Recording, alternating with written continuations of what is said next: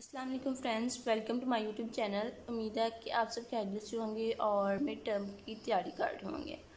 आज mid term के हवाले से ही मैं आपके पास वीडियो लेके आई हूँ और इस वीडियो में मैं आपको बताऊँगी कि आपने CS 302 की मिड टर्म की तैयारी कैसे करनी है। बहुत से स्टूडेंट्स हैं जो इसकी तैयारी के लिए परेशान हैं क्योंकि ये थोड़ा सा मुश्किल सब्जेक्ट है CS 302। तो आज इसकी मिड टर्म की तैयारी में आपने क्या चीज़ें जो हैं वो प्रिपेयर करनी है, कौन से क्वेश्चंस हैं जो आपने प्रिपेयर करने हैं, कौन से MCQs जो हैं वो आपसे पूछे जाएंगे, ये तमाम चीज़ें जो हैं मैं आपको यहाँ पे प्रिपेयर करवाऊँगी। तो सबसे पहले वो व्यूवर्स जो चैनल पे न्यू हैं काइंडली वो चैनल को सब्सक्राइब कर दें और चैनल के साथ अटैच हो जाएं ताकि आपको मज़ीद इंफॉर्मेशनल वीडियोस मिलती रहे, ठीक है। और इस वीडियो के बाद इंशाल्लाह मैं एक और वीडियो बनाऊंगी जिसमें मैं अपलोड करूंगी 100 MCQs इस सब्जेक्ट के हवाले से, मिड टर्म की प्रिपरेशन के हवाले से। और वो 100 MCQs जो होगा वो क्या होगा कि ईच लेसन में, ईच चैप्टर में जितने भी MCQs होंगे वो तमाम MCQs आपको प्रोवाइड किए जाएंगे ताकि आप उन तमाम MCQs को तैयार करें और जब आपका मिड टर्म का पेपर हो तो उसमें आपके एटलीस्ट MCQs जो हों उसमें आपके फुल मार्क्स आएँ, ठीक है। तो जब आप फुल मार्क्स लेंगे MCQs में तो इंशाल्लाह आपका पेपर जो है वो बहुत अच्छा होगा। साथ में आपने सब्जेक्टिव की भी तैयारी करनी है और सब्जेक्टिव की तैयारी में आज आपको इस वीडियो में करवाऊँगी। तो हम स्टार्ट करते हैं लेसन 1 से। फर्स्ट ऑफ ऑल क्या है कि यहाँ पे एनालॉग एंड डिजिटल का थोड़ा सा डिफरेंस बताया गया है, तो ये डिफरेंस आपने नहीं करना, ठीक है। जो चीज़ें इंपॉर्टेंट होगी मैं बस आपको वही करवाऊँगी जो पहले पेपर में आ चुकी हैं या जिनके आने के चांसेस हैं। तो उसके बाद क्या है कि डिजिटल रिप्रेजेंटिंग ऑफ क्वांटिटीज़, यहाँ से बस आपने देखना है कि डिजिटल और क्वांटिटीज़, ठीक है, कॉन्टीन्यूस में क्या फ़र्क है, ये दो चीज़ें आपने देखनी है। जस्ट ये फर्स्ट लाइन देख लें, ठीक है, कि डिजिटल और एनालॉग जो होती हैं वो एक दूसरे से डिफरेंट होते हैं और कैसे डिफरेंट होते हैं ये फर्स्ट लाइन जब आप रीड करेंगे तो आपको अंडरस्टैंड आ जाएगा, ठीक है। तो ये हो सकता है MCQs में पूछा जाए, क्वेश्चन में ये नहीं पूछा जाएगा, ठीक है। नेक्स्ट क्या है, यहाँ से आपने मज़ीद कुछ भी नहीं करना, यहाँ से आपने मज़ीद कुछ भी नहीं करना, ठीक है। नेक्स्ट ये नीचे है कि electronic processing of continuous and digital quantities, ये भी आपने नहीं करनी। यहाँ से हाँ जी, ये वाली डेफिनेशन जो है ये बार बार पेपर में पूछी जाती है। इस फर्स्ट चैप्टर में ये आपने करना है क्या, digital systems and digital values, ठीक है। तो यहाँ से आपको पूछा जा सकता है डिजिटल सिस्टम्स क्या है, ये डिजिटल वैल्यूज़ क्या है। तो इसके लिए आपने क्या करना है, आपने ये सारा रीड करना है, ठीक है। थोड़ा सा मैं आपको बता देती हूँ क्या है। डिजिटल सिस्टम जो होता है वो डिज़ाइन किया जाता है वो with two voltage values. Digital system में जस्ट दो वोल्टेज वैल्यूज़ होती हैं, क्या होती है, एक +5 होती है और एक क्या होती है 0 एंड 1 होती है, ठीक है, 0 एंड 1। तो जो +5 है वो किसको रिप्रेजेंट करता है, हाई स्टेट को, यहाँ पे लॉजिक 1 को। तो जो 0 वोल्ट है उसको इससे हम रिप्रेजेंट करते हैं, वो लॉजिक लो स्टेट होती है और इसको हम रिप्रेजेंट करते हैं 0 स्टेट से। इट्स मीन कि डिजिटल वैल्यूज़ जो हैं वो दो ही हैं, 0 और 1। तो यही उसने बताया गया। नेक्स्ट ये देखें, इस तरह से 0 1 के अलावा भी हो सकती हैं, इस तरह से ऑन या ऑफ। देखिए एक और दो ही हैं, on off, black white, hot old, ठीक है, मूविंग स्टेशनरी। तो इस तरह से दो हो सकती हैं, ट्रू फॉल्स ये भी हो सकता है। तो इस तरह से डिजिटल सिस्टम या डिजिटल वैल्यूज़ होती हैं। बस ये आपने देखना ही है, आपके डेफिनेशन में पूछा जा सकता है या फिर आपका MCQs में पूछा जा सकता है। उसके बाद हमारे पास binary number systems. Binary number system क्या होता है आपको ये भी पता है। तो वो नंबर्स जिनकी बेस 2 होती है वो बाइनरी नंबर होते हैं और उसमें क्या होता है कि 0 1, बाइनरी नंबर में जस्ट दो ही वैल्यूज़ होती हैं, 0 या फिर 1।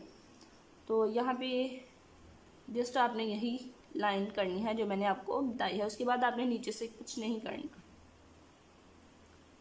नेक्स्ट आ गया advantages of working in digital domain, ये भी नहीं करना आपने।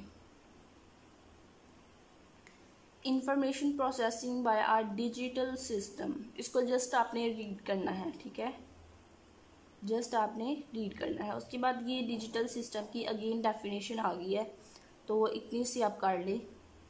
प्रॉपर डेफिनेशन ये है डिजिटल सिस्टम की, तो ये आपने करनी है। नेक्स्ट उसके बाद आपने यहाँ से थोड़ा सा बन रहा है MCQs, ये आपने करना है, ठीक है। लॉजिकल गेट्स क्या हैं यहाँ पे 3 लॉजिकल गेट्स का बताया गया, and gate, OR gate, and inverter यानी कि नॉट गेट। तो ये आपको पता होना चाहिए। उसके बाद आपको ये पता होना चाहिए 2 और अनदर गेट होते हैं, कौन से, नॉर एंड नैंड। उसके बाद एक्स और एक्स नॉर, ठीक है। और ये आपने करना है। 2-4 लाइनें हैं, इसमें से MCQs आएगा आपको।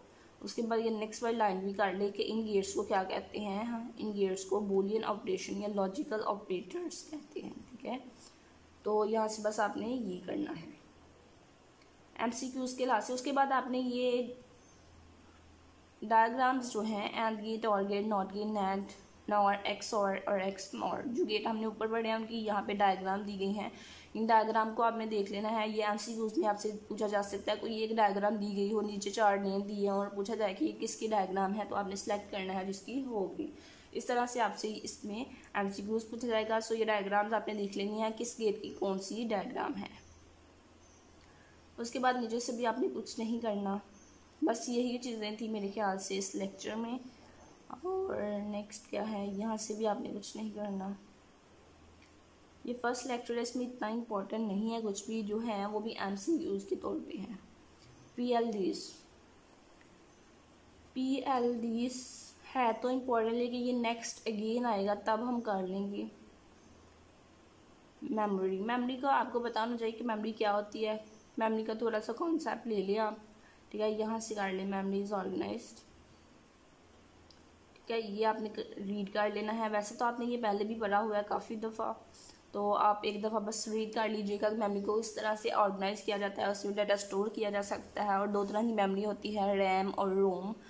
और एक वोलेटाइल होती है, एक नॉन वोलेटाइल होती है। जो नॉन वोलेटाइल होती है उसमें क्या होता है कि जब लाइट चली जाती है तो उसमें जितना भी डाटा होता है वो उड़ जाता है, ठीक है, बिकॉज वो हमने सेव नहीं किया होता। तो बस यही इसमें डिफरेंस है, ये आपने रीड कर लेना एक दफ़ा। तो उम्मीद है कि मुझे आपको पहले ही आता होगा। नेक्स्ट इसमें से भी आपने कुछ नहीं करना। उसके बाद ये चीज़ है समझने वाली, ठीक है। Number system, decimal number system. Decimal number system में कितने नंबर्स होते हैं, ठीक है, टोटल 10 नंबर्स होते हैं, ये आपने देख लेना है। उसके बाद आपने क्या करना है, उसके बाद आपने ये रिप्रेजेंटेशन जो है ये देखनी है, ठीक है। ये रिप्रेजेंटेशन बाद में भी हम अपने लेक्चर्स में यूज़ करेंगे। और डेसिमल नंबर की बेस कितनी होती है, 10। ये MCQs के लिहाज से आपने देख लेना है। तो ये कैसे आया, लाइक हमारे पास ये नंबर था, इसको हमने वेट में लिखना है। तो कैसे लिखेंगे हम, पहले सबसे पहले हम राइट से स्टार्ट करेंगे 5 से, ठीक है। 5 को मल्टीप्लाई करेंगे 10 से। 10 से क्यों, बिकॉज डेसिमल नंबर की हमारे पास बेस क्या होती है, 10। 5 को हमने मल्टीप्लाई किया 10 की पावर 0, ठीक है। देन हम 7 को मल्टीप्लाई करेंगे 10, और पहले 0 थी अब 1 हो गई, ठीक है। अगेन हम 2 को मल्टीप्लाई करेंगे 10 से, और अब इसकी जो लोकेशन है वो कहाँ पे है, ये देखिए 0, 1 और 2। इट्स मीन 10 की बेस के ऊपर क्या आएगा, 2। तो इसी तरह से ही है ये। नेक्स्ट है फ्रैक्शनल नंबर सिस्टम, ठीक है। तो फ्रैक्शन नंबर सिस्टम जो है इसका भी आपको अगेन डेसिमल की तरह हमारे पास है क्या, fractions in decimal number system. तो इसमें क्या है, अगेन ये देखिए, लाइक अगर हमें इस तरह से ये नंबर दिया गया हो तो क्या होगा कि जो पॉइंट से पहले है, ठीक है, उसमें हम 10 की पावर जो है वो पॉजिटिव लगाएंगे, और जो पॉइंट से बाद में है उसकी जो डेसिमल में पावर है वो माइनस में आएगी। जस्ट इसमें ये डिफरेंस होगा। सेम उसी तरह से पहले आप इसको ले लें, ठीक है। 2 की पावर क्या होगी, 10 की पावर 0, फिर 8 की 2 की पावर, 10 की पावर 1, 3 की 10 की पावर 2। तो जब पॉइंट की बात है अब उनको देख लेते हैं। तो 9 की क्या होगी, तो यहाँ पे 0 था तो 9 यहाँ पे क्या होगा, 10 की पावर -1 और 10 की पावर -2। यहाँ पे अगेन ये देखिए सेम उसी तरह से पाया गया। अगर हम आपको इस तरह से दिया गया हो ये, तो इसको भी आप किस तरह से लिख सकते हैं, लाइक ये देखें, ये इस तरह से आपको दिया गया तो आपने कैसे करना है, ये देखिए 3 लिखना है आपने। 10 की पावर 2 है, इट्स मीन के 2 0 आएंगे 10 के बाद, 3 के बाद। उसके बाद क्या है 8, और 10 की पावर 1 है, इट्स मीन के 8 के बाद 1 0 आएगा, ये देखें 80। कोई भी 0 है, ठीक है, इट्स मीन कोई भी 0 नहीं आएगा और जस्ट 2 आएगा। उसके बाद -1 है, इट्स मीन कि इससे पहले जो है वो 0 पॉइंट आएगा, ठीक है, और इसके पहले क्या आएगा 0.01। देखिए तो इन सबको ऐड किया तो हमारे पास ये नंबर अगेन आ गया। उसके बाद हमारे पास caveman system. Caveman number system जो है, ये जो हमने 2 नंबर सिस्टम पढ़े हैं उन दोनों से इम्पॉर्टेंट है, बिकॉज ये थोड़ा सा डिफरेंट है और ना ही ये आपने पहले सीखा हुआ है। Caveman number system, caveman number system जो है वो क्या है कि उसको यहाँ से आप देखें, caveman use a number system that has 5 distinct shapes. ठीक है, केवमैन नंबर सिस्टम में हम क्या करते हैं, हमारे पास 5 डिस्टिंक्ट शेप होते हैं और उन्हीं शेप को यूज़ करके हमने ये नंबर सिस्टम बनाना होता है। लाइक हमारे पास ये देखिए, ये सिग्मा है, सिग्मा किसको रिप्रेजेंट करेगा 0 को, डेल किसको रिप्रेजेंट करेगा 1 को, और ये ग्रेटर देन किसको रिप्रेजेंट करेगा 2 को, और ये ओम किसको रिप्रेजेंट करेगा 3 को, एंड ये अप एरो जो है अप एरो किसको रिप्रेजेंट करेगा 4 को। इट्स मीन कि हमारे पास 0 1 2 3 4 ये 5 नंबर जो है हमारे पास केवमैन नंबर सिस्टम है, और इन्हीं नंबर्स को यूज़ करके हमने डेसिमल नंबर्स लिखने होते हैं। लाइक ये देखिए 0 क्या है, 0 1 2 3 4। देन हम 4 से नेक्स्ट अगर हमने लिखना है वो हम कैसे लिखेंगे, हम इस तरह से लिखेंगे कि हम इसको जो है ये जो डेल है इसको साथ लेंगे, ठीक है, और तमाम नंबर्स जो हैं उनको लिखेंगे। डेल हमने साथ ले लिया, अगेन हमने 0 से शुरू किया और ओम तक एरो तक लिख लिया, ठीक है, ये देखिए एरो तक लिख लिया। अब हमारे पास क्या होगा कि जब हम 9 से भी आगे चले जाएंगे हमें 10 का लिखना होगा, ठीक है, अगेन 4 नंबर हो गए हैं, 5 नंबर।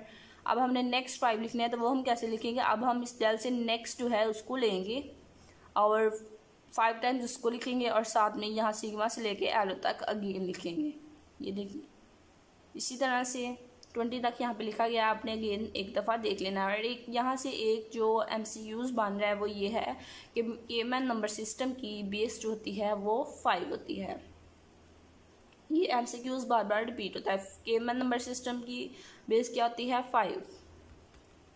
उसके बाद केवमैन नंबर सिस्टम को उसकी रिप्रेजेंटेशन लिखी हुई है कि उसको रिप्रेजेंट कैसे करना है, तो वो मैं आपको बता देती हूँ। लाइक ये हमारे पास यहाँ पे गिवन है, ये देखें यहाँ पे हमने 5 क्यों लगाया डेल के साथ, 5 इसलिए लगाया बिकॉज ये केवमैन नंबर सिस्टम है और केवमैन नंबर सिस्टम की बेस कितनी है 5, तो इसलिए हमने यहाँ पे 5 लगाया। बाकी सारा उसी तरह से 0 और 1, ठीक है।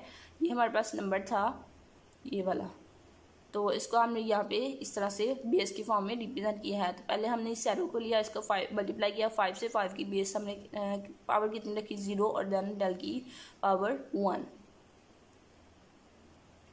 अब हमारे पास क्या है कि ये नंबर है डेल एंड एरो, तो इसको हमने क्या करना है, इसको हमने डेसिमल वैल्यूज़ में रिप्रेजेंट करना है। तो डेसिमल वैल्यूज़ में हम कैसे रिप्रेजेंट करेंगे, अगेन हम क्या करेंगे, इसको हम 5 की पावर 0 से और 5 की पावर 1 से, बिकॉज हम राइट से लेफ़्ट से राइट आते हैं, ठीक है, तो हमने लिख लिया। अब हमने क्या करना है कि हमने देखना है कि ये शेप जो है डेल ये किसको रिप्रेजेंट करती है, ये रिप्रेजेंट करती है 1 को, और ये एरो जो है ये किसको रिप्रेजेंट करता है 4 को। इट्स मीन यहाँ पे हमारे पास 1 है, 1 को जब हम 5 पावर 1 से मल्टीप्लाई करेंगे तो हमारे पास 1 ही आएगा, और जब हम यहाँ पे 4 है, 4 को जब हम मल्टीप्लाई करेंगे 1 से तो हमारे पास क्या आएगा 4 मल्टीप्लाई 1। अब अब हमने क्या किया, 1 को 5 मल्टीप्लाई किया 5 से तो हमारे पास आ गया 5। यहाँ पे हमने 4 को मल्टीप्लाई किया 1 से तो हमारे पास आ गया 4। 5 और 4 दोनों को ऐड करेंगे तो हमारे पास आ जाएगा 9। सेम इसी तरह से नेक्स्ट भी क्वेश्चन है। यहाँ पे ये देखें 1 2 3 4, ठीक है, 4 नंबर्स हैं, तो उनको हमने राइट से स्टार्ट करना है। 5 की पावर 1 0, 5 की पावर 1, 5 की पावर 2 और 5 की पावर 3। देन इनको थोड़ा सा हमने जैसे पहले उसको सॉल्व किया उसी तरह से थोड़ा सिंप्लीफाई करके सॉल्व कर लेना। देन हमारे पास है बाइनरी नंबर्स। बाइनरी नंबर्स की बेस कितनी होती है 2, बिकॉज इसमें 2 ही नंबर होते हैं 0 एंड 1, तो आपने याद रखना है बाइनरी नंबर्स की बेस कितनी है 2। यहाँ से आपने बस ये करना है, 0 1 को क्या कहते हैं हम बिट। ये MCQs के लिहाज से आपसे पूछा जाएगा। उसके बाद आपने बाइनरी नंबर की रिप्रेजेंटेशन यहाँ से देख लेनी है। वीडियो थोड़ी लेंथी हो रही है इसलिए मैं आपको थोड़ा शॉर्टली बताऊंगी एवरेजेस का। तो अभी मुझे उम्मीद है कि आपने लेक्चर लिए होंगे और लेक्चर से आपको एवरीथिंग जो है वो क्लियर हो जाएगी। मैं बस आपको वो बता रही हूँ जो इम्पॉर्टेंट है, जो पूछा जाएगा, जिस तरह से पेपर में पूछा जाता है, बिकॉज बहुत से स्टूडेंट हैं जो इस सब्जेक्ट को लेके कंफ्यूज होते हैं। उसके बाद आपने ये जो है रिप्रेजेंटेशन ये आपने सीखनी है और ये हो सकता है कि 5 मार्क्स की आए, ठीक है, कि लॉन्ग क्वेश्चन में भी ये रिप्रेजेंट आ जाती है। ये फ्रैक्शन की भी आपने देखनी है, सेम उसी तरह से है, ठीक है। ये क्या है कि यहाँ पे हमारे पास बेस 2 थी, इसलिए हमने क्या किया, क्वार्ट से जो पहले थी उसको हमने 2 की पावर 0, 2 की पावर 1, 2 की पावर 2 और 2 की पावर 3 से मल्टीप्लाई किया एवरी नंबर को। उसके बाद हमने माइनस वाली से किया, देन हमने क्या किया, 2 की पावर 3 क्या बन रहा था 8, सारे को सिंप्लीफाई किया और उनको ऐड कर लिया। बस जस्ट वही है जो मेथड मैंने आपको ऊपर बताया था। लेसन नंबर 2 में क्या है, अगेन वही है बाइनरी टू डेसिमल कन्वर्जन, तो वो हम पीछे सीख चुके हैं। यहाँ पे आपको 2 मेथड बताए गए हैं। सम ऑफ वेयर्स मेथड, वही मेथड जो मैं पीछे आपको बताया सेम वही है, ये आपने करना है। उसके बाद यहाँ पे हमारे पास है sum of non zero terms, ठीक है। Sum of non zero term जो है वो एक क्विक मेथड है। उसमें क्या होता है कि जो जीरो टर्म्स होती हैं उनको हम मल्टीप्लाई नहीं करते बेस से, जो हमारे पास 1 होती है जस्ट हम उनको मल्टीप्लाई कर लें। लाइक ये देखें, यहाँ पे अगर 2 की पावर 0 से मल्टीप्लाई करेंगे 2 की पावर 1 से, और इसको 2 की पावर कितना है यहाँ पे 2 की पावर, ये 0 था 1 2 3 4, 2 की पावर 4 से डायरेक्ट हम मल्टीप्लाई कर देंगे। इन 0 को हम कुछ भी नहीं करेंगे, इनको लेफ्ट कर देंगे। तो ये एक क्विक मेथड है। उसके बाद हमारे पास है डेसिमल टू बाइनरी कन्वर्जन, ठीक है। इसमें हमारे पास सम ऑफ वेयर्स ये हैं। तो इसमें हम क्या करते हैं, लाइक हमारे पास ये 411 नंबर था, तो इसका हमने सम ऑफ वेयर निकालना था। तो हमने क्या किया, हमने एलसीएम लिया। एलसीएम लेना तमाम स्टूडेंट्स को आता होगा। तो हमने एलसीएम लेना है, ठीक है, और इसको डिवाइड करना है, ठीक है। डिवाइड के आपको पता है जब हम एलसीएम लेते हैं, एलसीएम नहीं चले इसको डिवाइड कर लेते हैं, ठीक है। हमने इसको डिवाइड करना है या फिर हाँ, इसको हमने डिवाइड करना है। डिवाइड करके हमारे पास जो ऊपर आंसर आएगा, ठीक है, वो हमने यहाँ पे लिखना है हाईएस्ट वेस्ट में, और जो हमारे पास रिमाइंडर बच जाएगा वो हमने अगेन नीचे लिख लेना है।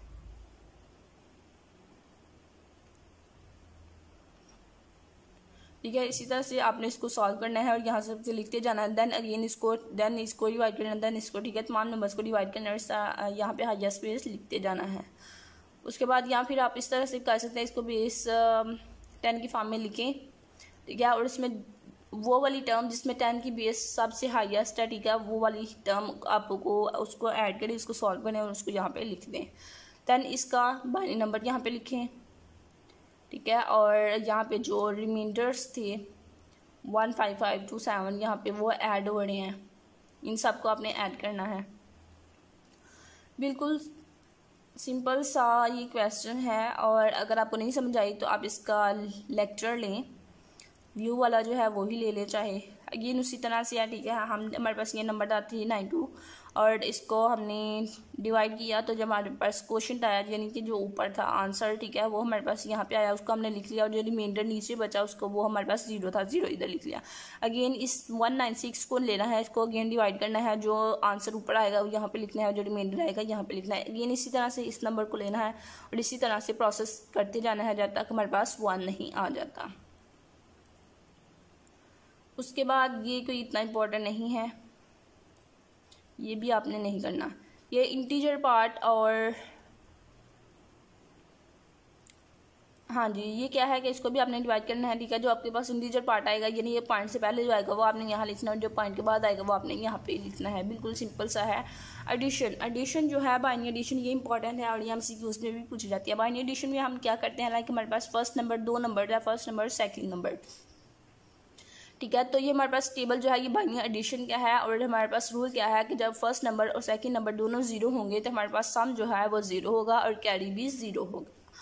सेकंड रूल क्या है कि जब हमारे पास फर्स्ट नंबर 0 और सेकंड नंबर 1 होगा तो हमारे पास सम क्या होगा 1, कैरी 0 होगा। जब हमारे पास फर्स्ट नंबर 1 और सेकंड नंबर 0 होगा तो देन हमारे पास सम जो है वो 1 होगा और कैरी क्या होगा 0। बट फोर रूल क्या है कि जब हमारे पास फर्स्ट नंबर 1 होगा, सेकंड नंबर 1 होगा तो सम हमारे पास 0 होगा, बट क्या होगा कि कैरी जो है वो हमारे पास 1 होगा। बिकॉज इस एडिशन के हवाले से हमारे पास क्या है कि जब हम 1 1 को ऐड करते हैं तो हमारे पास 10 बन जाता है, ठीक है।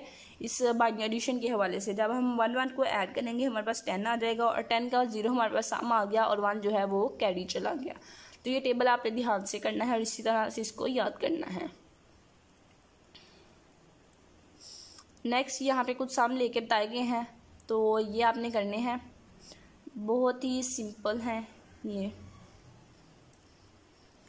नेक्स्ट है हमारे पास, थोड़ा सा मैं आपको बता देती हूँ, ठीक है। ये देखिए, लाइक ये हमारे पास 4 नंबर थे और इनका हमने सम निकालना था। तो कैसे निकाला हमने कि 1 0 0 है तो ये तो ऐड नहीं होंगे, 1 और 1 2 1 है, 1 1 ऐड हुआ तो हमारे पास 10 होगा, 0 आ गया तो एक हमारे पास यहाँ पे कैरी चला गया, वो हमने ऊपर लिख लिया, ठीक है। अब हमारे पास नीचे क्या है कि 1 1 10 हो गया, वो तो उसका तो 0 आएगा, ठीक है। और 1 और एक ऊपर जो 0 कैरी का 1 था, ठीक है, ये दोनों क्या हो गए 1 1 10। तो यहाँ पे 0 आ गया तो यहाँ पे हमारे पास क्या आ गया 10 कैरी में आ गया। तो इसी तरह से आपने करना है बाइनरी सब्ट्रैक्शन। बाइनरी सब्ट्रैक्शन का ये टेबल भी आपने याद रखना है। उसमें क्या था कैरी और इसमें क्या है बोरो। इसमें क्या करते हैं, उसमें हम जमा करते थे, यहाँ पे हम क्या करते हैं माइनस करते हैं। 2 नंबर है हमारे पास, अगेन जब हमारे पास फर्स्ट नंबर सेकंड नंबर दोनों 0 होंगे तो हमारे पास डिफरेंस जो होगा वो भी 0 होगा और बोरो भी 0 होगा। बट जब रूल 2 क्या है कि जब हमारे पास फर्स्ट नंबर 0 और सेकंड नंबर 1 होगा तो डिफरेंस हमारे पास 1 का है। ये देखें, ये 0 है, 0 में से जब हम 1 निकालेंगे तो हमारे पास 0 आएगा। बट यहाँ पे एक हमारे पास बोरो भी होगा। बोरो मतलब हम उधार लेंगे। उधार हम कैसे ले सकते हैं, उदाहरण हम इस तरह से ले सकते हैं, बिकॉज ये देखें फर्स्ट नंबर 0 है, सेकंड नंबर 1 है, तो ठीक है, तो 0 से हम 1 तो नहीं निकाल सकते, इसलिए हमें यहाँ पे बोरो लेना है, हमें उधार लेना है, ठीक है। तो हम उधार लेंगे, यहाँ पे हमारे पास क्या आएगा बोरो। तो बाकी अगेन बोरो 0 0 होगा और ये आपने डिफरेंस जो है ये याद रखते हैं। और एक और बात इस टेबल को याद रखने की ये है कि जब आपके पास सेम वैल्यूज फर्स्ट नंबर और सेकंड नंबर की सेम वैल्यू होंगी तो आपके पास डिफरेंस जो है वो 0 आएगा। और जब आपके पास first number second number different होंगे तो देन आपके पास डिफरेंस जो है वो 1 आएगा। इस तरह से आप याद रखें, इस तरह से आपको याद रखने में आसानी रहेगी। उसके बाद है हमारे पास बाइनरी मल्टीप्लिकेशन। बाइनरी मल्टीप्लिकेशन के लिए आप ये याद रखें कि फर्स्ट नंबर और सेकंड नंबर जब भी दोनों नंबर फर्स्ट और सेकंड नंबर, ठीक है, दोनों की वैल्यूज जब 1 होगी तभी हमारे पास प्रोडक्ट 1 होगा, अदरवाइज हमारे पास आंसर 0 ही आएगा। इन शॉर्ट मैंने आपको बता दिया है। उसके बाद ये मल्टीप्लिकेशन जो है ये आपको आने चाहिए। ये कैसे होगी कि मैं आपको बता देती हूँ। 1 को 1 से हमने मल्टीप्लाई, वही टेबल आपने यूज़ करना है जो हमने पीछे देखा है। 1 को 1 से हम मल्टीप्लाई करते हैं तो हमारे पास क्या आता है 1। 1 को हम 0 से मल्टीप्लाई करते हैं तो 0, यहाँ पे आप देख सकते हैं, ठीक है। जब हमने 1 को 1 से मल्टीप्लाई किया तो आंसर हमारे पास आया 1, और जब हम 1 को 0 से मल्टीप्लाई करेगा तो हमारे पास आया 0, ठीक है।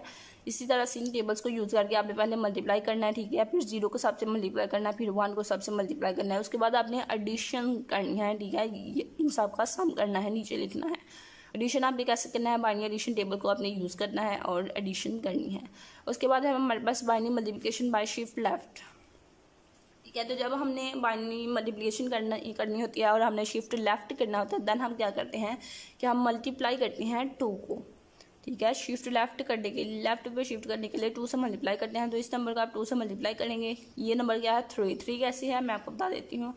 लाइक ये देखिए, इसकी पावर है क्या, इसकी बेस क्या है 2 की पावर 0 और इसकी बेस क्या है 2 की पावर 1, और 2 की पावर 0 क्या होता है, वो होता है 1, और 2 की पावर 2 की पावर 1 क्या होता है 2, ठीक है। तो 2 + 1 क्या होगा हमारे पास 3। तो इट्स मीन कि ये बाइनरी रिप्रेजेंटेशन किसकी है, ये डिजिटल नंबर डेसिमल नंबर 3 की ये बाइनरी रिप्रेजेंटेशन है, ठीक है। तो जब हमने इसको 2 से मल्टीप्लाई करना है तो हमारे पास 3 2 6 होता है। तो यहाँ पे भी हमारे पास ये जो है 1 1 था, ये देखिए ये लेफ्ट पे शिफ्ट हो गया। अगेन हम 2 से मल्टीप्लाई करेंगे, 6 था हमारे पास 12 हो गया, और 1 1 था वो अगेन जो है वो लेफ्ट पे शिफ्ट हो गया। तो बस यही चीज़ है इसमें।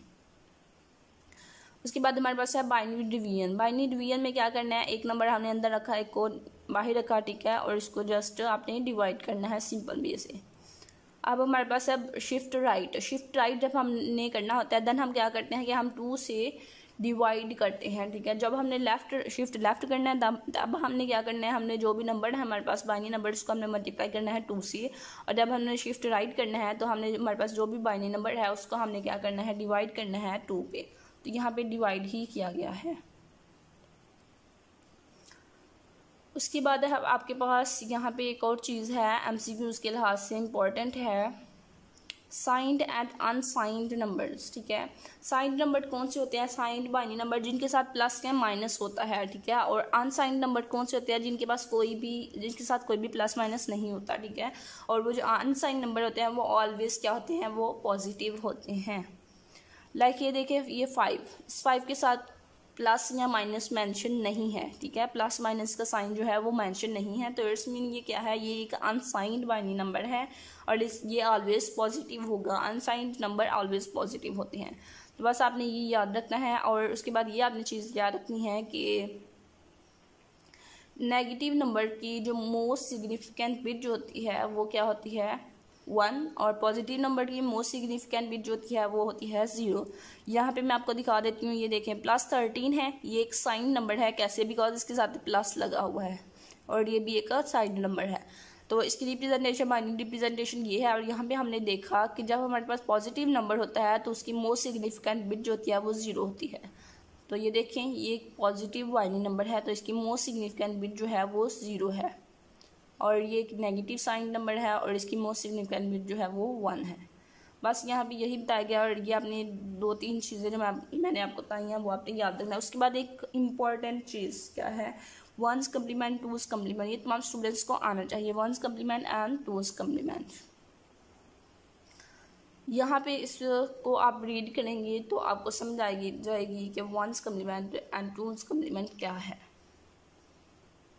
फिर भी मैं आपको थोड़ा सा बता देती हूँ कि 1's complement and 2's complement क्या है। हमारे पास कोई भी बाइनरी नंबर है। ठीक है, उस बाइनरी नंबर को जब हम इनवर्स करेंगे, यानी कि उस बाइनरी नंबर को हम उसकी जो जहाँ जहाँ पे 0 है वहाँ पे हम 1 काट दें, और जहाँ जहाँ पे 1 है वहाँ पे हम 0 काट दें, तो वो जो इन्वर्टेड बाइनरी नंबर होगा, जो चेंज हो गया आया 0 को 1 में और 1 को 0 में चेंज करके जो हमारे पास बाइनरी नंबर आया वो हमारे पास क्या होगा? वो हमारे पास होगा 1's कम्प्लीमेंट। और देन हम उस 1's कम्प्लीमेंट में जब हम 1 ऐड करेंगे तो हमारे पास क्या आएगा? 2's complement. सिंपल वे में मैंने आपको बता दिया, बस आप ये याद रखना। ठीक है, और ये इंपॉर्टेंट है, MCQs के लिहाज से भी और क्वेश्चन में भी ये पूछा जाता है। ठीक है, अब मैं आपको यहाँ पे एग्जांपल से थोड़ा सा मज़ीद एक्सप्लेन कर देती हूँ कि ये कैसे है। ये हमारे पास नंबर था 0 1 1 0 1। ठीक है, फर्स्ट ऑफ ऑल मैंने आपको बताया कि जब हमने 1's कम्प्लीमेंट फाइंड करना था हमने क्या करना है? हमने इसको इन्वर्ट कर दिया है। जहाँ पे 1 था वहाँ पे हमने 0 काट दिया और जहाँ पे 0 था वहाँ पे हमने 1 काट दिया। बस ये हमने किया, तो ये हमारे पास क्या आ गया? ये हमारे पास आ गया 1's कम्प्लीमेंट। अब हमने 2's कम्प्लीमेंट फाइंड करना है। 2's कम्प्लीमेंट कैसे फाइंड करेंगे? इस 1's कम्प्लीमेंट पे 1 ऐड करके हम 2's कम्प्लीमेंट फाइंड कर लेंगे। तो ये हमारे पास आ गया 2's कम्प्लीमेंट। सिंपल वे में मैंने आपको बता दिया है। नेक्स्ट भी यही कुछ है। उसके बाद आपको सब्ट्रैक्शन और एडिशन के जो रूल्स हैं वो पता होना चाहिए कि जब हमारे पास प्लस में, ठीक है, जब हमारे पास दोनों नंबर्स पॉजिटिव होते हैं तो आंसर भी हमारे पास पॉजिटिव आता है। जब हमारे पास दोनों नंबर नेगेटिव होते हैं आंसर भी हमारे पास नेगेटिव आता है। और जब हमारे पास एक नंबर पॉजिटिव का और एक नेगेटिव का हो तो तब हम क्या देखते हैं? हम देखते हैं कि बड़ी रकम के साथ जो साइन है प्लस या माइनस, जो बड़ी रकम के साथ साइन होगा वो हमारे पास आंसर में साइन आता है। तो यही चीज़ यहाँ पे बताई गई है। मज़ीद आई थिंक अब इसमें कुछ नहीं है, सब कुछ तो मैंने आपको बता दिया है।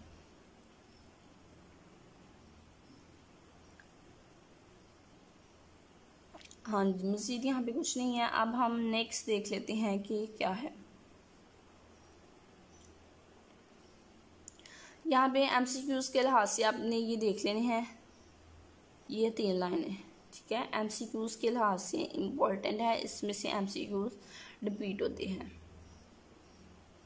बहुत जल्द MCQs के लिहाज से भी मैं आपको वीडियो जो है वो प्रोवाइड कर दूँगी, जिसको आप प्रिपेयर करके फुल बाय फुल MCQs जो हैं उनके पेपर में करेक्ट लगा सकते हैं। उसके बाद हमारे पास है लेसन नंबर 3। लेसन नंबर 3 में क्या है? Range of numbers and overflows. तो यहाँ पे आपने ओवरफ्लो का मैं आपको कॉन्सेप्ट बता देती हूँ। ओवरफ्लो कॉन्सेप्ट क्या है? अब ये देखिए, यहाँ पे हमने एक नंबर 5 बाइनरी नंबर 5 है और बाइनरी नंबर 4 है हमारे पास, इन दोनों को ऐड किया तो हमारे पास क्या आंसर आया? -7, बाइनरी नंबर ऑफ 7। तो अब इन दोनों को ऐड किया तो ये देखें जितनी वैल्यूज़ दोनों नंबर्स में थी, फर्स्ट नंबर में भी 4 वैल्यूज़ थी, सेकंड में भी 4 और आंसर में भी 4 आई। इट्स मीन कि ये ओवरफ्लो नहीं है। अगर हमारे पास आंसर में 5 बिट्स जो हैं वो रिजल्ट के तौर पर आती है, आंसर के तौर पे आती, तो देन हमारे पास जो 5 वाली बिट होनी थी आंसर में वो हमारे पास ओवरफ्लो होना था। यहाँ पे नीचे मैं आपको मज़ीद जो है वो क्लियर कर देती हूँ। ये देखिए फर्स्ट नंबर हमारे पास 4 डिजिट का है, सेकेंड नंबर में हमारे पास 4 बिट्स का है, बट आंसर जो है वो हमारे पास 5 बिट्स का है। तो अब ये 5 वाली जो बिट है जो एक्स्ट्रा है वो हमारे पास क्या होगी, वो हमारे पास ओवरफ्लो होगी। उम्मीद है कि आपको समझ आ गई होगी। नेक्स्ट हम देख लेते हैं floating point numbers. Floating point numbers का आपने यहाँ से ये बस याद रखें, एक तो ये MCQs यहाँ पे बहुत इम्पोर्टेंट बन रहा है, ये वाला MCQs, ठीक है, बार बार पेपर में रिपीट हुआ है, तो ये आपने देखना है। उसके बाद आपने ये याद रखना है कि फ्लोटिंग पॉइंट नंबर में सबसे पहले आपके पास क्या होता है, साइन होता है प्लस या माइनस। देन आपके पास एक्सपोनेंट होता है, एक्सपोनेंट जो वो पॉइंट से जो पहले होता है, ठीक है, उसका हम एक्सपोनेंट कहते हैं। देन हम आपके पास क्या होता है उस नंबर में, फ्लोटिंग पॉइंट नंबर में मैंटीसा जो पॉइंट के बाद होता है। ये तीन चीज़ें जो हैं वो आपके पास फ्लोटिंग पॉइंट नंबर में होती हैं, साइन, एक्सपोनेंट एंड मैंटीसा। तो देन आपने रिप्रेजेंट काट लेना है। 8 बिट का एक्सपोनेंट होता है, 23 बिट्स का मैंटीसा होता है, और एक साइन बिट होती है जिसमें 0 या 1 होती है, यानी कि पॉजिटिव या नेगेटिव। बस आपने ये याद रखना है ये, ठीक है। उसके बाद है decimal number, floating point number. तो इसमें आपने देखना है कि आपके पास एक होता है साइन, 2 एक्सपोनेंट और बाकी सारा मैंटीसा, और 15 बिट ये नंबर होता है। ये नंबर आप ना भी याद रखें तो कोई नहीं, फ्लोटिंग पॉइंट नंबर का बस आप याद रख लें। नेक्स्ट जो है इसमें मुझे लगता है कुछ नहीं है, फिर भी मैं एक दफ़ा देख लेती हूँ ताकि कोई चीज़ जो है हमारी मिस ना हो जाए जो इम्पोर्टेंट हो।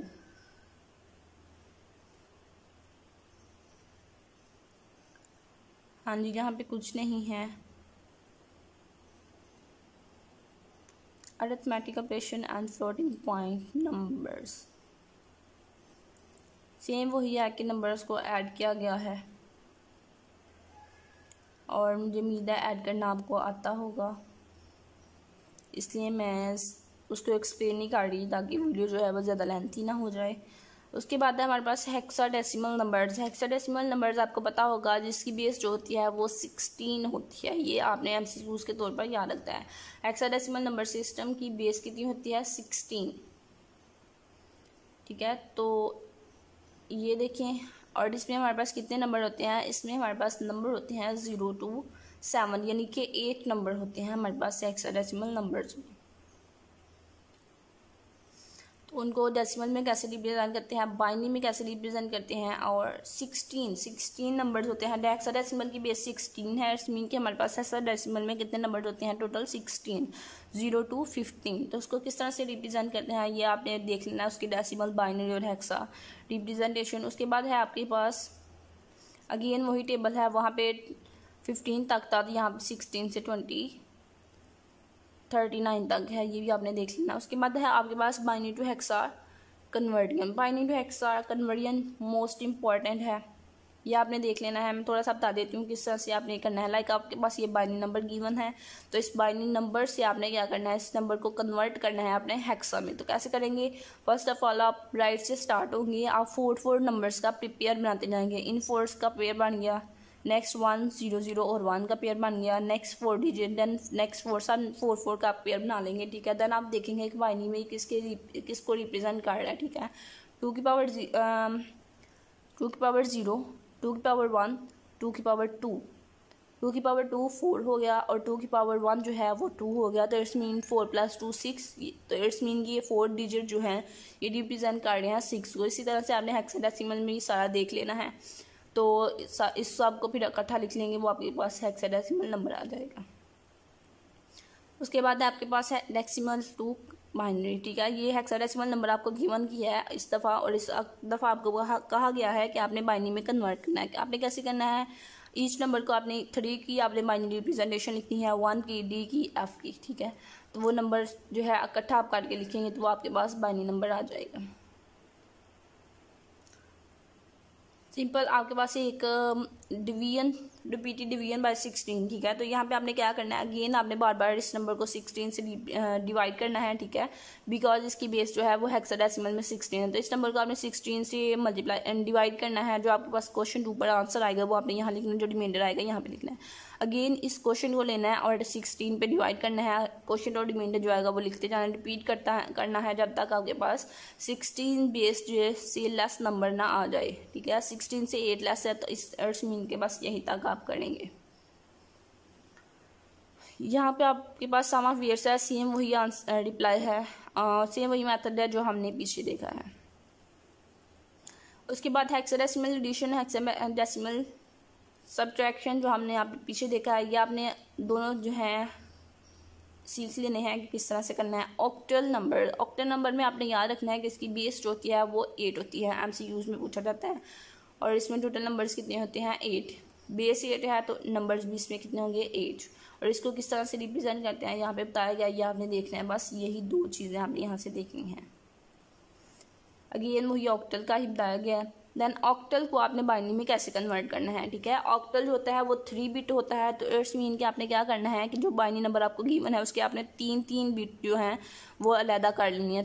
फर्स्ट 3 सेकंड 3, ठीक है, उनके पेयर बना लेने हैं। देन आपने देखना है कि ये फर्स्ट 3 बिट जो हैं ये किसको रिप्रेजेंट कर रहे हैं बाइनरी में, ठीक है। तो वो 6 को सब ने आपने लिख लेना है। देन आपके पास जो आंसर आएगा वो आपके पास ऑक्टल में होगा। बहुत ही सिंपल सोल्यूशंस हैं।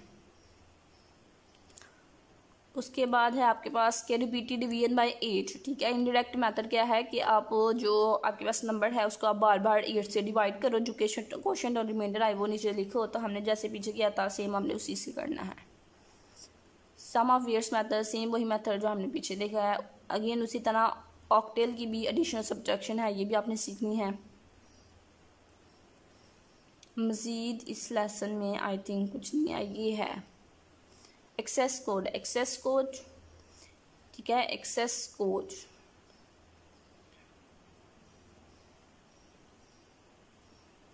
या आपने लाइन देख लेनी है फर्स्ट MCQs के लिहाज से।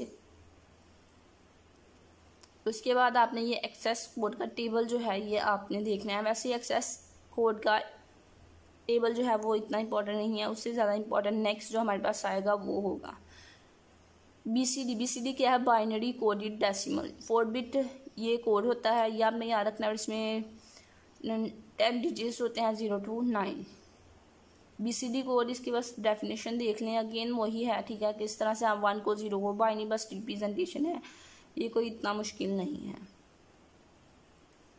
BCD की भी एडिशन है और सब्ट्रैक्शन है, सेम उसी तरह से जिस तरह से आपने पीछे देखा था। उसके बाद है हमारे पास ग्रे कोड। ये ग्रे कोड जो है ये आपने करना है, ये इम्पोर्टेंट है।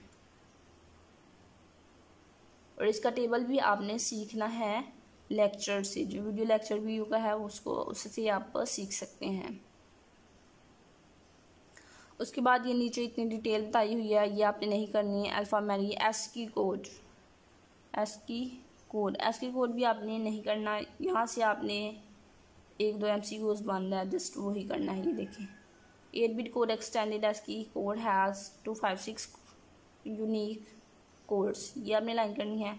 उसके बाद एक आपने ये करनी है कि 8 बिट ASCII कोड जो होता है उसमें कितनी कोड्स होते हैं, उसमें 128 होते हैं। ये MCQs दोनों जो हैं बार बार रिपीट हुए हैं, ये 2 MCQs ही जस्ट आपने यहाँ से करने हैं। उसके बाद है हमारे पास पैरिटी बिट, ठीक है, पैरिटी मेथड। तो 2 टाइप्स ऑफ पैरिटी आपके पास होती है और पैरिटी बिट जो है वो डिटेक्ट करती है किसको, एरर को, ये आपने याद रखना है। और 2 टाइप्स होती है 0 या 1, ठीक है। तो पैरिटी बिट कैसे हो सकती है, मतलब हमारे पास बाइनरी नंबर में 0 था तो वो आंसर में या, ठीक है, डिलीवर करते हुए वो क्या होगा, 0 को 1 में चेंज कर ले। तो वो 0 से 1 में चेंज होना क्या होगा, वो पैरिटी बिट होगा या पैरिटी एरर होगा। तो पैरिटी बिट 2 टाइप्स होती है, even parity and odd parity, ठीक है। तो ये नंबर ऑफ वंस को ऐड करके तो हमें पता चलता है कि इवन है यहाँ नहीं। ये देखिए यहाँ पे बताया गया है इवन पैरिटी मेथड जो है उसमें हम क्या करते हैं, उसमें हम नंबर ऑफ़ वंस को ऐड करते हैं। अगर नंबर ऑफ़ वंस इवन है तो क्या होगा कि उसमें पैरिटी होगी। और अगर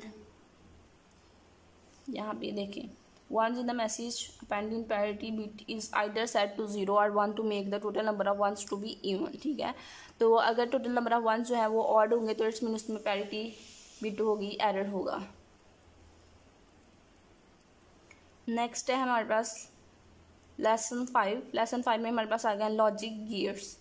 लॉजिक गियर्स सेम वही हैं जो हमने पीछे देखे थे, and gate, OR gate, NOT gate. ठीक है, तो यहाँ पे आपने जस्ट इसका थोड़ा सा ऊपर से ये देखना है, इतना कर लें, ये 2 लाइनें करनी है। उसके बाद आपने ये इसकी डायग्राम देखनी है, सेम डायग्राम है जो मैंने आपको पीछे बताई थी। उसके बाद आपने इसका ये टेबल देखना है। इसका टेबल ये जो है इंपॉर्टेंट है MCQ के लिहाज से भी। ठीक है, तो मैं आपको सिंपल बता देती हूँ इसके टेबल को याद रखने का मेथड कि एंड गेट में क्या होता है कि जब भी हमारे पास एंड जो है उसको हम, ये भी आपने याद रखना है, एंड को हम डॉट से रिप्रेजेंट करते हैं, और एंड गेट जो है वो मल्टीप्लिकेशन की तरह काम करता है। तो जिस तरह मल्टीप्लिकेशन में था कि जब भी हमारे पास दोनों नंबर 1 हो गए तब हमारे पास 1 होगा, अदरवाइज 0 होगा, तो सेम एंड गेट भी उसी तरह से काम करता है। ये टेबल आपने याद रखना है। और यहाँ पे ये देखा आपको बताया गया है कि एंड गेट को हम डॉट से रिप्रेजेंट करते हैं, और उसके बाद ये आपने देखना है। ठीक है, इसको हम किस तरह से इसकी एक्सप्रेशन लिखते हैं। जो भी नंबर हमारे पास हो A और B, दरमियान में हम एंड को रिप्रेजेंट करते हैं डॉट से। बस यही चीज़ आपने इससे देखनी थी। मज़ीद आपने ये जो इतनी एक्सप्लेनेशन लिखी है ये नहीं करनी। उसके बाद आपके पास है और गेट। और गेट की भी आपने ये 2-3 लाइनें करनी है। और गेट किस तरह से काम करता है, ये प्लस की तरह काम करता है। इसमें भी 2 इनपुट्स होती हैं। ठीक है, जिस तरह से हम एडिशन करते हैं उसी तरह से और गेट जो है वो काम करता है। और गेट को हम रिप्रेजेंट करते हैं प्लस से, और इसकी ये डायग्राम है ये आपने देखनी है, और बस। और किस तरह से इसकी एक्सप्रेशन हम लिखते हैं, A और B लिख के दरमियान में उसके हम जमा लिखेंगे। और इसका टेबल कैसा होगा, टेबल सेम वैसा होगा जैसा हमारे पास एडिशन का था। ठीक है, तो सिंपल वे में आपको बता देती हूँ टेबल याद रखने का, और गेट का। ठीक है, तो क्या होगा कि जहाँ भी 1 होगा हमारे पास आंसर में 1 होगा। ठीक है, जब हमारे पास, ठीक है, अगर हमारे पास एक भी 1 है तो आंसर में हमारे पास 1 होगा। बस आप ये याद रखिए कि और गेट में, एंड गेट में क्या था कि हमारे पास दोनों 1 होंगे तो हमारे पास 1 होगा, अदरवाइज़ आपके पास 0 होगा। ठीक है, तो और गेट में क्या है कि अगर आपके पास एक भी 1 है तो आंसर में आपके पास 1 आएगा, अदरवाइज़ आपके पास 0 आएगा। सिंपल वे याद रखने का मैंने आपको बता दिया। उसके बाद नॉट गेट है। नॉट गेट की भी आपने यहाँ से इतनी देख लें। ठीक है, इसके बाद इसमें हमारे पास सिंगल ही इनपुट होती है और सिंगल ही आउटपुट होती है नॉट गेट में, ये आपने याद रखना है।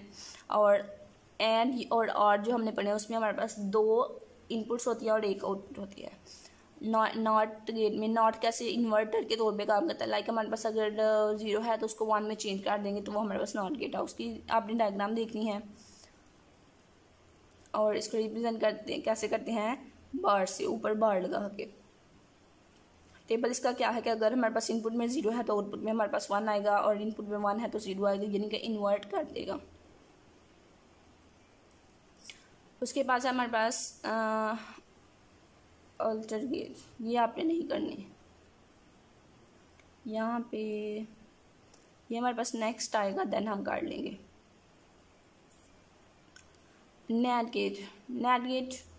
नैट गेट का आपको MCQ पूछा जा सकता है। क्या MCQ पूछा जाएगा कि नैट गेट किसको रिप्रेजेंट कर रहा है, तो नैट गेट किससे मिलकर बना है, एक एंड से। ये देखिए ये एक एंड है, एंड गेट, और साथ में ये एंड जो है ये रिप्रेजेंट कर रहा है नॉट को। इट्स मीन के नॉट गेट और एंड गेट को मिला के हमारे पास क्या बना, NAT gate.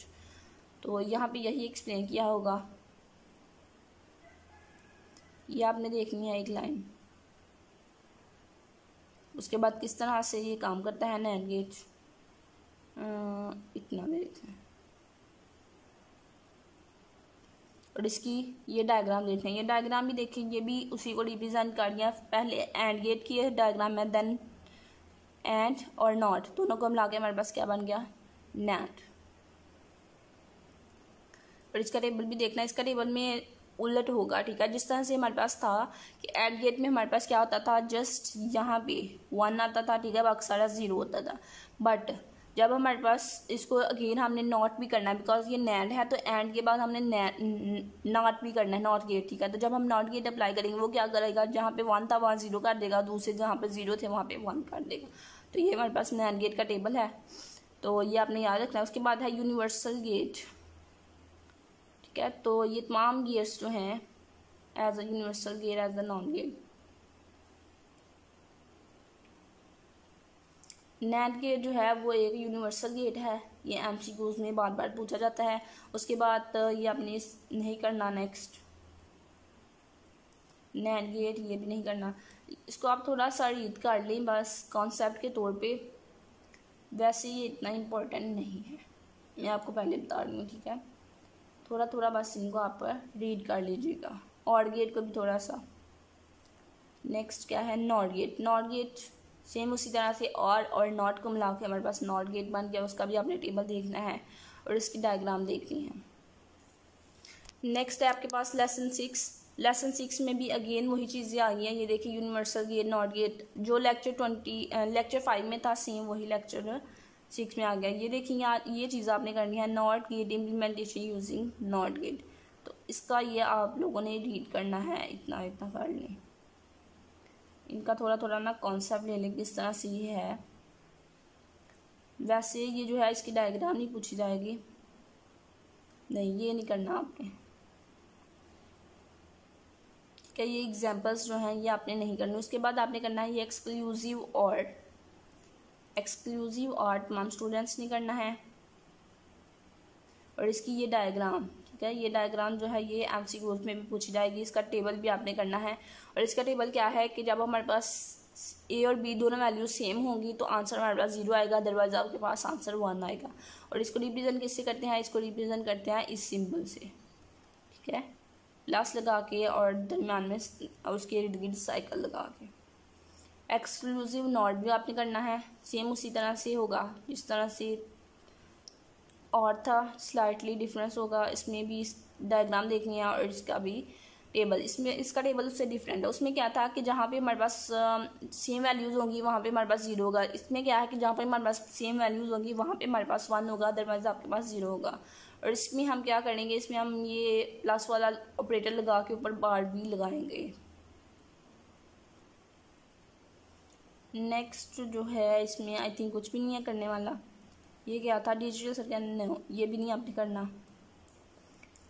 TTL CMOS not gate operation, ठीक है, ये आपने नहीं करनी। इसकी नेक्स्ट एप्लीकेशंस हैं वो मैं आपको करवाऊंगी, उसमें से MCQs पूछे जाते हैं।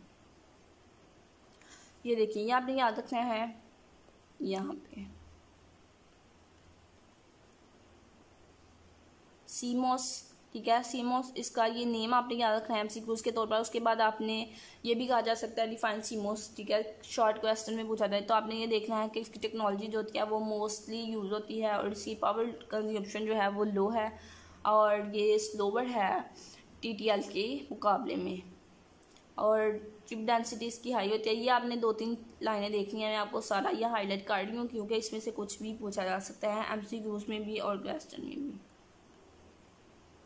तो ये आपने तमाम लाइंस जो हैं ये आपने देख लेनी है। वैसे इसमें से जो मोस्टली पूछा जाता है वो मैं आपको बता देती हूँ, वो इसमें से TTL पूछा जाता है, ठीक है, मोस्टली जो है वो TTL पूछा जाता है। सो TTL को अच्छे से कीजिएगा। उसके बाद हमारे पास types of IC logical gates, तो ये इतना इम्पोर्टेंट नहीं है, वैसे भी ये टाइम कंज्यूमिंग है एंड कंफ्यूजिंग है, सो वो आपने नहीं करना। उसके बाद यहाँ पे कैरेक्टरिस्टिक्स आ गई और पैरामीटर्स आ गए हैं, नो ये भी नहीं करना आपने। ये आप नॉइस मार्जिन देख लें बस, और इसमें से कुछ नहीं करना। नेक्स्ट है लेसन 7। लेसन 7 में अगेन वही चीज़ें आ गई हैं, ठीक है। TTL जो है मैंने आपको पहले बताया, TTL और सीमोस का जो है डिफरेंस आपसे पूछा जाता है। तो ये 2-3 लाइनें आपने करनी है, ये MCQs भी और शॉर्ट में भी पूछा जाता है। उसके बाद आपने ये देखने हैं ये नेम, ठीक है, ये नेम आपने देख लेने हैं और कौन सा किससे लो है और कौन सा किससे हाई है ये आपने देखना है। ये लाइन भी MCQs में पूछी जाती है। उसके बाद आपके पास क्या है, हाँ जी, ये भी एक MCQs है। ये वाला जो जो मुझे MCQs अभी नज़र आ रहे हैं मैं अभी से आपको बता रही हूँ, ये भी MCQs पूछा जाता है। उसके बाद इसमें क्या था कि नहीं, इसमें कोई भी MCQs नहीं है और ना ही ये क्वेश्चन के लिहाज से इम्पोर्टेंट है। इसमें भी कुछ नहीं आपने करना, ये सारा आपने नहीं करना, ये बहुत कंफ्यूजिंग है।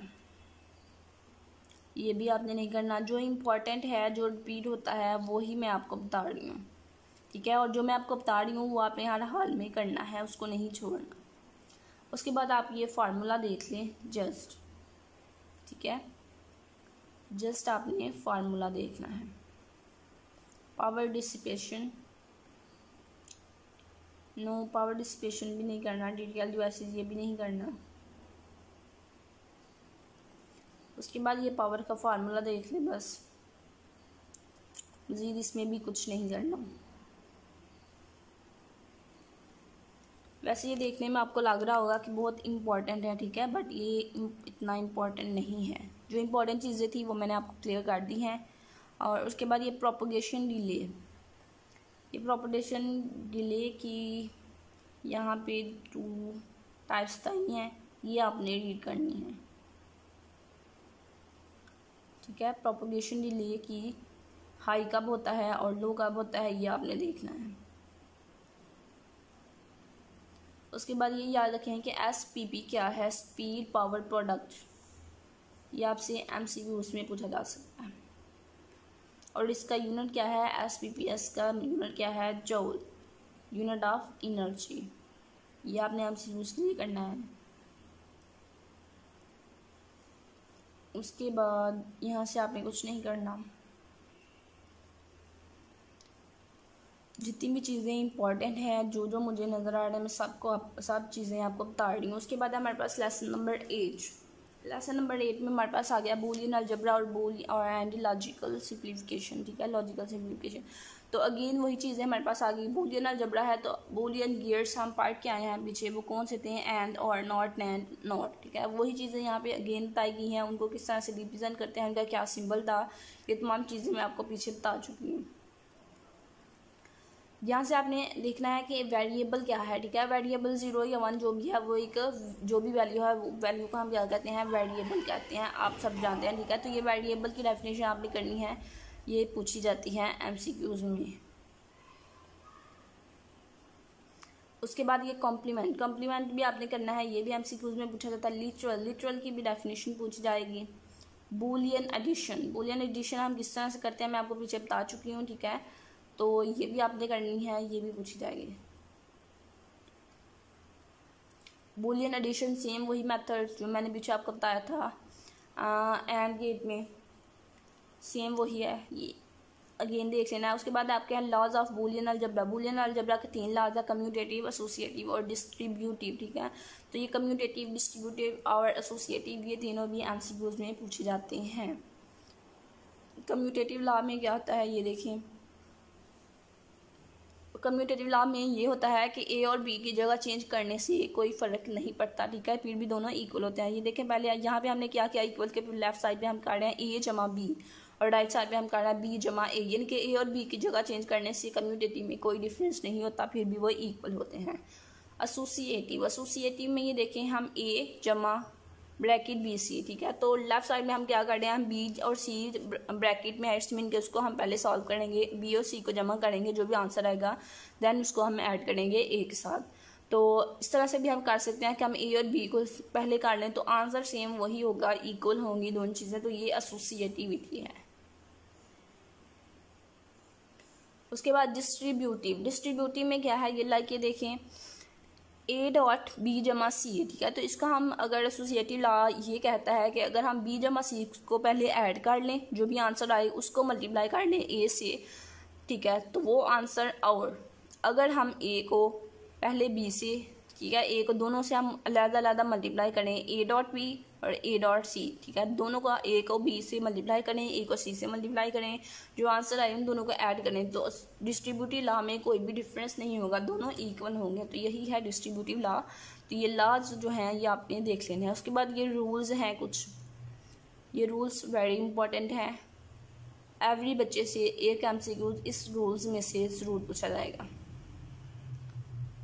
ठीक है। ये तमाम रूल्स आपने करने हैं।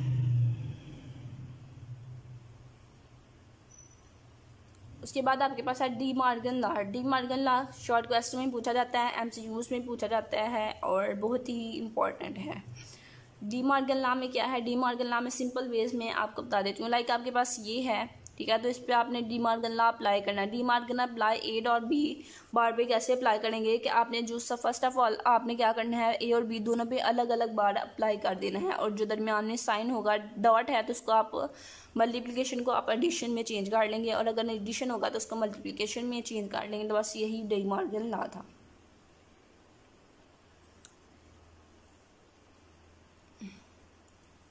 उसके बाद ये जो है ना, ये वाला डी मॉर्गन कैसे अप्लाई हुआ है ये आपने मेथड देखना है, और ये वाला भी देखना है, ठीक है। ये क्वेश्चन में पूछे जाते हैं शॉर्ट या लॉन्ग में कि डी मॉर्गन इस पर अप्लाई करें।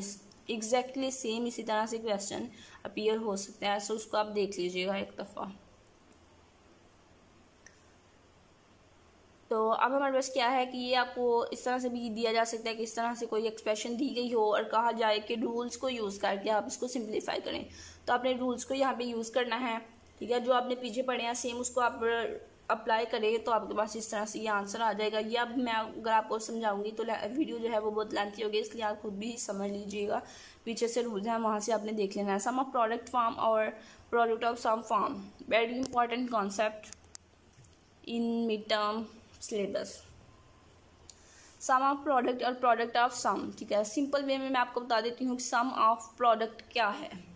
यानी कि हमारे पास तीन वैल्यूज़ हैं, ठीक है। तीनों आपस में जो है पहले मल्टीप्लाई हो रही हैं, देन उन मल्टीप्लाई में होके जो आंसर आ रहे हैं उनको हम सम ले रहे हैं, तो हम क्या कहेंगे, प्रोडक्ट का सम है, ठीक है। ये देखिए यहाँ पे दो हमारे पास वैल्यूज़ हैं, ए बी दोनों मल्टीप्लाई हो रही हैं, और एक और वैल्यू है ए बी सी, तीनों आपस में मल्टीप्लाई हो रही हैं, ठीक है। और इसका आंसर, ये जो मल्टीप्लाई टर्म हो रही है इनका आंसर, और ये जो मल्टीप्लाई हो रही है इनका आंसर, दोनों को आंसर को हम ऐड कर रहे हैं। तो हम क्या कहेंगे कि प्रोडक्ट, ये जो प्रोडक्ट थे दो, ठीक है, प्रोडक्ट का हम क्या कर रहे हैं, हम सम ले रहे हैं।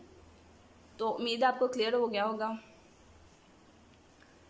नेक्स्ट भी इसी तरह से है कि पहले प्रोडक्ट का आंसर जो है उनका सम लिया जा रहा है, तो हम इसको कहेंगे सम ऑफ प्रोडक्ट टर्म्स। उसके बाद यहाँ से आपने ये MCQs के लिए करनी है, और क्वेश्चंस के लिए भी ये लाइन आपको रीड करनी ही पड़ेगी, ठीक है।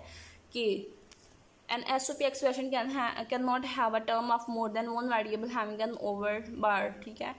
तो इस तरह से हो सकता है कि सम ऑफ प्रोडक्ट फॉर्म में क्या होगा कि बार जो है वो जस्ट एक वैल्यू पे आ सकता है एक टाइम पे। लाइक इस तरह से नहीं हो सकता कि हम ए और बी दोनों पे इकट्ठा बार लगा दें, ठीक है। इकट्ठा बार नहीं आएगा, ईच वेरिएबल पे अलग, इस तरह से नहीं आएगा। ईच वेरिएबल पे अलग अलग अप्लाई होगा, ए बार, बी बार, सी बार, ठीक है। इस तरह से आ सकता है तीनों पे अलग अलग, लेकिन इकट्ठा ए बी पे बार नहीं आ सकता, ये रूल है, ये आपने करना है। उसके बाद है प्रोडक्ट ऑफ सम्स, यानी कि अब हम सम्स जो हैं, सम्स के आंसर का अब हम प्रोडक्ट ले लें। ये देखो ए जमा बी का सम है, ए जमा बी जमा सी का सम है, इन दोनों सम्स का हम क्या कर रहे हैं, हम प्रोडक्ट ले रहे हैं, इनको मल्टीप्लाई कर रहे हैं, तो हमारे पास क्या होगा, सम्स फॉर्म का प्रोडक्ट। इसके लिए भी सेम वही रूल है कि बार जो है वो सिंगल वेरिएबल पे आएगा, इकट्ठा दो वेरिएबल्स पे नहीं आ सकता।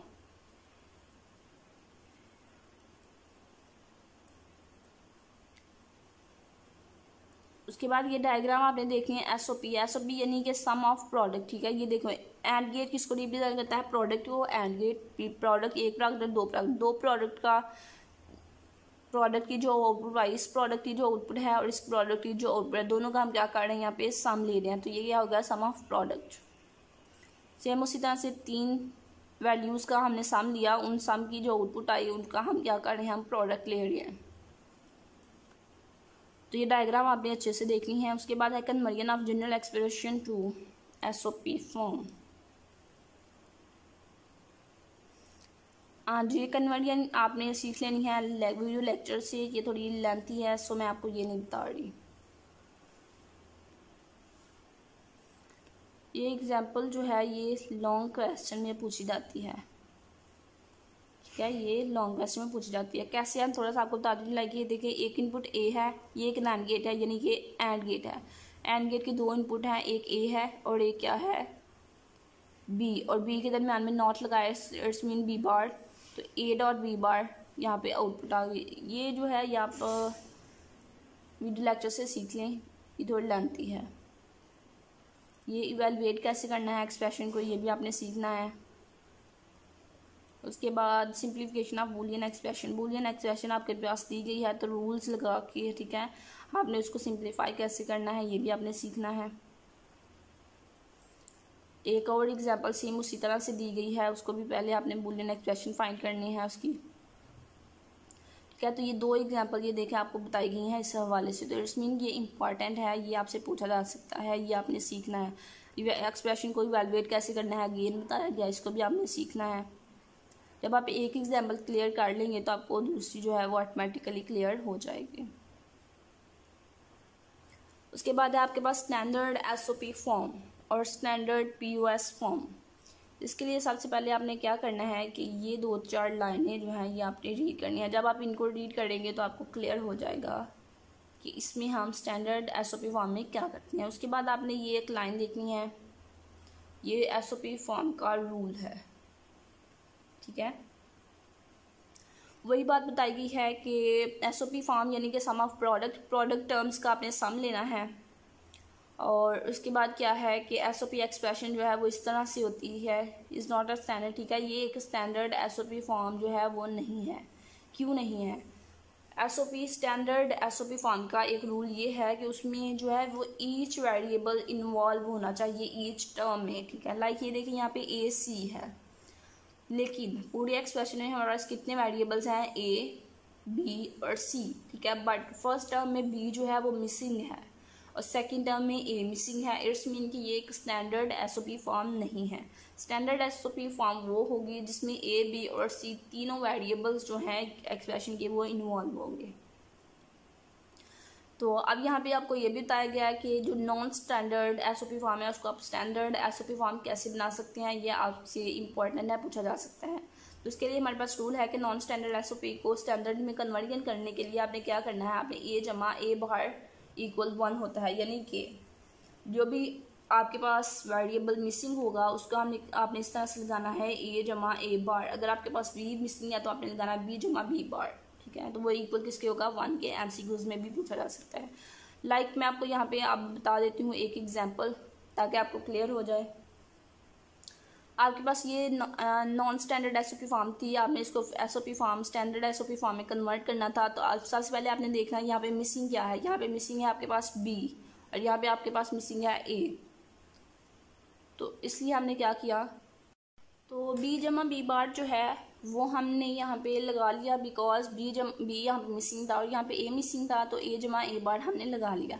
अब हम इसको थोड़ा सिंप्लीफाई करना है। सिंप्लीफाई कैसे करेंगे, तो ए और सी को हम मल्टीप्लाई करेंगे एक दफ़ा इस बी से और ए सी को एक दफ़ा मल्टीप्लाई करेंगे इस सी से। तो इस तरह से हमारे पास दो बी वाली ये टर्म बन गई। इसी तरह से हम बी सी को एक दफ़ा सिंपल ए से और एक दफ़ा ए बाहर से मल्टीप्लाई करेंगे। हमारे पास 4 जो है वो टर्म्स बन गई। इनको थोड़ा सिंप्लीफाई करेंगे तो हमारे पास इस तरह से आंसर आ जाएगा। स्टैंडर्ड एसओपी फॉर्म अगेन उसी तरह से है स्टैंडर्ड एसओपी फॉर्म, ठीक है। और अगर इसमें एक्सप्रेशन के तमाम वेरिएबल जो हैं वो इन्वॉल्व नहीं होंगे तो वो हमारे पास स्टैंडर्ड फॉर्म नहीं होगी, ठीक है। और स्टैंडर्ड फॉर्म वही होगी जिसमें ईच वेरिएबल जो है वो इन्वॉल्व होगा। लाइक ये देखिए ए जमा बी सी। पहले आपने सबसे पहले देखना है कि एक्सप्रेशन में तमाम वेरिएबल्स इन्वॉल्व हैं, लाइक ए बी सी और क्या है डी। तो फर्स्ट टर्म में डी जो है वो इन्वॉल्व नहीं है, इट्स मीन कि ये एक स्टैंडर्ड एसओपी फॉर्म नहीं है। तो इसको पीओएस यानी कि प्रोडक्ट ऑफ सम को स्टैंडर्ड बनाने के लिए हमारे पास क्या रूल है कि ए बार जो है वो हमने इंक्लूड करना है। जहाँ जहाँ पे मिसिंग होगा वहाँ पे आपने ये रूल अप्लाई करना है। और उम्मीद है कि फ़र्स्ट जो मैंने एग्जांपल आपको करवाई है उससे आपको ये भी क्लियर होगा कि आपने किस तरह से इसको सॉल्व करना है। उसके बाद अनदर इम्पॉर्टेंट कॉन्सेप्ट जो है वो आ गया है, वो है मीन टर्म्स और मैक्स टर्म्स।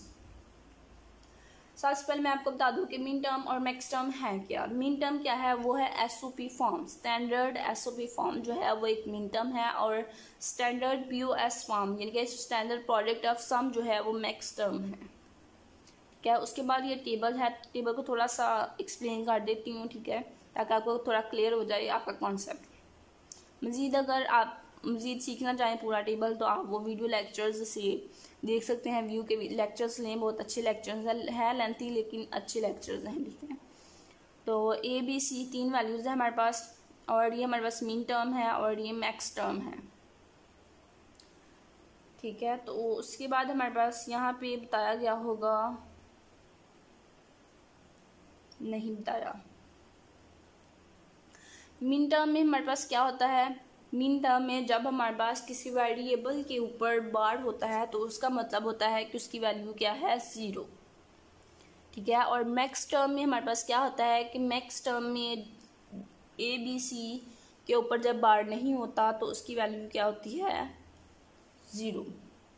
तो इन जीरोस को लेके आपने मिन टर्म और मैक्स टर्म की एक्सप्रेशन जो है ये लिखनी है। ये कैसे लिखनी है, लाइक हमारे पास हम मिन टर्म लिखना चाहते हैं, और मिन टर्म में मैंने आपको बताया कि जब हमारे पास 0 होता है तो उसका मीन होता है कि हमारे पास बार आएगा। इट्स मीन 0 है तो ए का बार आएगा, ठीक है। और देन मिन टर्म में क्या होगा कि बी भी 0 है तो बी का भी बार आएगा। देन सी जो है वो 1 है तो मिन टर्म में सी 1 जब होता है तो उसके ऊपर बार नहीं आता, तो इट्स मीन कि ये एक्सप्रेशन बन गए। तो जस्ट इसी तरह से ये एक्सप्रेशंस बनानी आपको आनी चाहिए, बस यही था इसमें। उसके बाद है converting SOP, standard SOP to standard POS. तो ये लॉन्ग क्वेश्चन जो है ये पूछा जाता है कि एसओपी, स्टैंडर्ड एसओपी फॉर्म को कन्वर्ट करो स्टैंडर्ड पीओएस फॉर्म में, ठीक है। लॉन्ग क्वेश्चन के तौर पर पूछा जाता है, इसलिए आपने इसको अच्छे से सीखना है। थोड़ा सा बता देती हूँ किस तरह से है। ये वैल्यूज़ हैं, ठीक है। सबसे पहले आपने देखना है कि ये किसको रिप्रेजेंट करनी है, ठीक है। तो ये मिन टर्म है, मिन टर्म में मैंने आपको बताया था जहाँ पे बार्ड होगा वहाँ पे हमारे पास वैल्यू क्या होगी वेरिएबल की, 0। इट्स मीन के तीनों पे बार्ड है तो इट्स मीन कि ये तीनों 0 को रिप्रेजेंट कर रहे हैं, ठीक है। तो 0 का सम 0 ही होता है, ठीक है। इस तरह से आपने तमाम वेरिएबल्स की, तमाम टर्म्स की आपने बाइनरी फॉर्म इस तरह से निकाल लेनी है। जहाँ पे 0 आना है वहाँ पे 0 लगाएं, जहाँ पे 1 आना है वहाँ पे 1 लगाएं। लगाने के बाद आपने क्या करना है, आपने कनोशियल सम लिखना है, ठीक है। Sum summation A B C, 3 variable है समीशन ए बी सी, और इस तरह से ये हमने कैसे लिखा, ये हमने इन बाइनरी फॉर्म से लिखा। ये 0 जो है इसका हम सम निकालने, बाइनरी टर्म को जब हम डेसिमल में कन्वर्ट करते थे तो हमारे पास 0 आता था, और यहाँ पे हमारे पास 2 आएगा। 2 कैसे आएगा बता देती हूँ, 2 की पावर 0, 2 की पावर 1 और 2 की पावर 2। 2 की पावर 1 जो है वो किसके इक्वल होगा, 2 के। तो इट्स मीन के इसका हमारे पास क्या आ गया, ये किसको, ये बाइनरी रिप्रेजेंटेशन किसकी है, 2 की। यहाँ पे 2 आ गया, 3 5 7। इस तरह से जितने भी यहाँ पे ये नंबर्स थे ये आपने यहाँ पे लिख लेने हैं, ठीक है। और उनकी आपने एक्सप्रेशंस भी यहाँ पे लिख ली, ये वाली। अब आपने देखना है कि जो नंबर यहाँ से मिसिंग है, ठीक है, वो नंबर आपने लिखने हैं, और उन नंबर्स की आपने जो है पीओएस फॉर्म लिखनी है, जिनकी मैक्स टर्म फॉर्म लिखनी है। और देन आपके पास जो है ये पीओएस जो था ये वाला, ये आपके पास कन्वर्ट हो गया किसमें, पीओएस में, प्रोडक्ट ऑफ सम्स में। और वो जो नंबर मिसिंग थे वो कौन से थे, लाइक ये देखें यहाँ पे 1 मिसिंग है, यहाँ पे 4 मिसिंग है, और यहाँ से 6 मिसिंग है। तो ये यहाँ पे आ गया कनोशियल प्रोडक्ट। उसके बाद आपने देखना है कनोशियल सम जो है उसको आप समीशन से रिप्रेजेंट करते हैं, और कनोशियल प्रोडक्ट आपको इस साइन से रिप्रेजेंट करते हैं। बहुत ही सिंपल मेथड था ये। तो उम्मीद है आपको क्लियर हो गया होगा। अगर आपको नहीं क्लियर हुआ तो आप मज़ीद ये यूट्यूब से लेक्चर लें या फिर व्यू के जो लेक्चर्स हैं वो लें। उसी तरह से अगेन बताया गया है, ये आपने जैसे मैंने आपको बताया वही आप एग्जाम्पल कर लें तो आपको क्लियर हो जाएगा। उसके बाद हमारे पास है कर्नफ मैप। कर्नफ मैप, सबसे पहले तो कर्नफ मैप की आपने डेफिनेशन करनी है, ठीक है। इसको ऑर्गेनाइज किया जाता है अरेज की फॉर्म में, और इसमें एडजेसेंट सेल्स होते हैं, और क्या होता है कि इसमें 2 3 और 4 एंड 5 वेरिएबल्स होते हैं। उसके बाद आपने देखना है 3 वेरिएबल कर्नफ मैप को आप किस तरह से रिप्रेजेंट कर सकते हैं, ये रिप्रेजेंटेशन आपने देखनी है। उसके बाद आपने एमसीक्यूज देखना है, 3 वेरिएबल के मैप में कितने सेल्स होते हैं, 8, बस यहाँ से देखना है। उसके बाद आपने 4 वेरिएबल कर्नफ मैप को किस तरह से रिप्रेजेंट कर सकते हैं वो देखना है। और इसमें कितने सेल्स होते हैं 4 वेरिएबल में 16। या MCQs के लिहाज से ये बता रही हूँ जो मैं सेल्स का बता रही हूँ। उसके बाद आप ग्रुपिंग किस तरह से कर सकते हैं, ठीक है, 2, 4, 8 और 6, 32, ठीक है, इस तरह से आप ग्रुपिंग कर सकते हैं वंस की। मिन टर्म्स में आप वंस की ग्रुपिंग करेंगे, मैक्स टर्म में आप ज़ीरो की ग्रुपिंग करेंगे, ये लाइन भी आपने याद रखनी है। उसके बाद ये हमारे पास आ गया स्टैंडर्ड SOP एक्सप्रेशन की मैपिंग। ये जो है ये इतना इम्पॉर्टेंट नहीं है बिकॉज ये एक लेंथी प्रोसेस है, तो आपने को जो चीज़ें मैंने आप देख को पीछे बताई हैं कर्नफ मैप के हवाले से वो चीज़ें बस आप देख लें।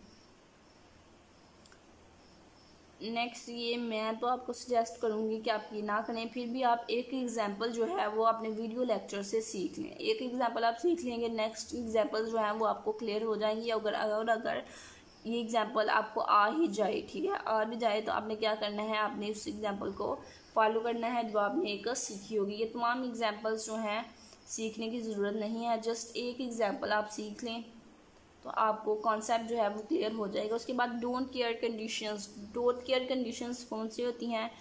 डोंट केयर कंडीशन जहाँ पे हम एक्स जो है वो पुट करते हैं, वो हमारे पास डोंट केयर कंडीशन होती है। MCQs के लिहाज से ही पूछा जाएगा। लाइक ये देखें, ये हमारे पास डोंट केयर कंडीशंस हैं, जहाँ पे हम एक्स पुट करते हैं वो हमारे पास डोंट केयर कंडीशन होती हैं। ये हमारे पास डोंट केयर कंडीशन है, ठीक है। उसके बाद यहाँ से आपने कुछ नहीं करना। अगेन वही मैपिंग है, ये आपने नहीं करनी। अगेन वही एग्जांपल्स हैं जो कि आपने नहीं करनी, जस्ट एग्जांपल 1 जो है वो आप कर लें। उसके बाद आपको पता होना चाहिए कि 5 वेरिएबल कर्नफ मैप।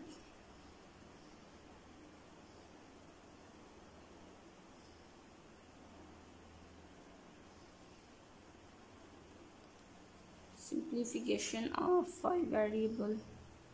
नेक्स्ट यहाँ से फंक्शन हैविंग मल्टीपल आउटपुट्स, ये भी नहीं करना। 7 सेगमेंट डिस्प्ले, ये भी नहीं करना। ये जस्ट आप ये देख लें 7 सेगमेंट डिस्प्ले में कितने नंबर्स होते हैं MCQs के लिए, ठीक है, 0 to 9 यानी कि 10 नंबर्स होते हैं 7 सेगमेंट में।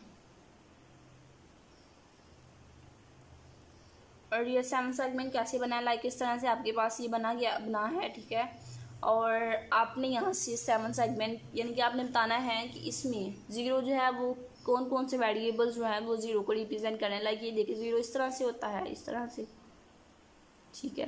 तो आपने यहाँ पे बताना है कि 0 को कौन कौन से वेरिएबल रिप्रेजेंट कर रहे हैं, A, B, C, D, E, F, ये वेरिएबल जो हैं ये 0 को रिप्रेजेंट कर रहे हैं। अब हम देखें, अगर हम 1 लगाते हैं, ठीक है, हम बताना चाहते हैं कि 7 सेगमेंट पे 1 जो है वो 1 को कौन से वेरिएबल्स जो हैं वो रिप्रेजेंट कर रहे हैं। तो 1 किस तरह से होता है, इस तरह से, ठीक है। तो इसमें कौन से वेरिएबल आए, B और C। तो बस यही है, ये आपको करने की ज़रूरत नहीं है। और ये 7 सेगमेंट 4 बिट 7 सेगमेंट डिकोडर जो है ये 4 बिट होता है, ये बस आप देख लेना MCQs के लिए। मज़ीद यहाँ से आपको कुछ करने की ज़रूरत नहीं है।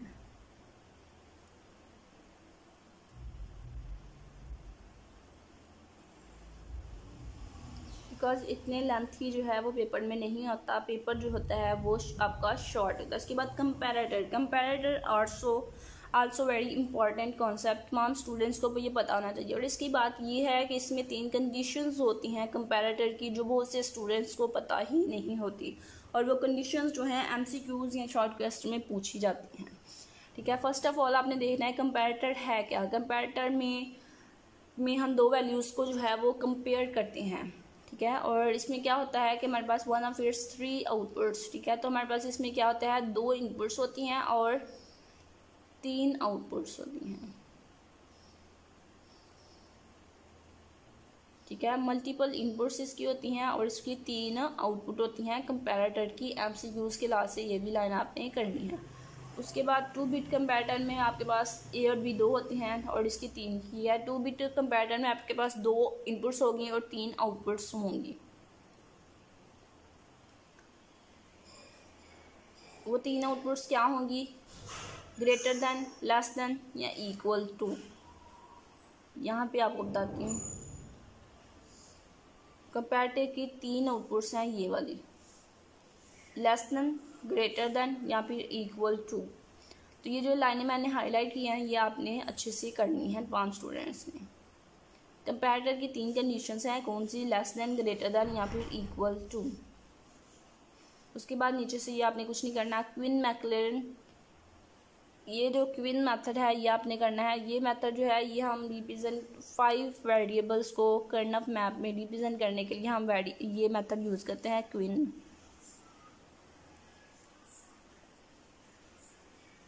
ये जो है क्वीन मेथड के अबाउट आप यहाँ से रीड करना है आप,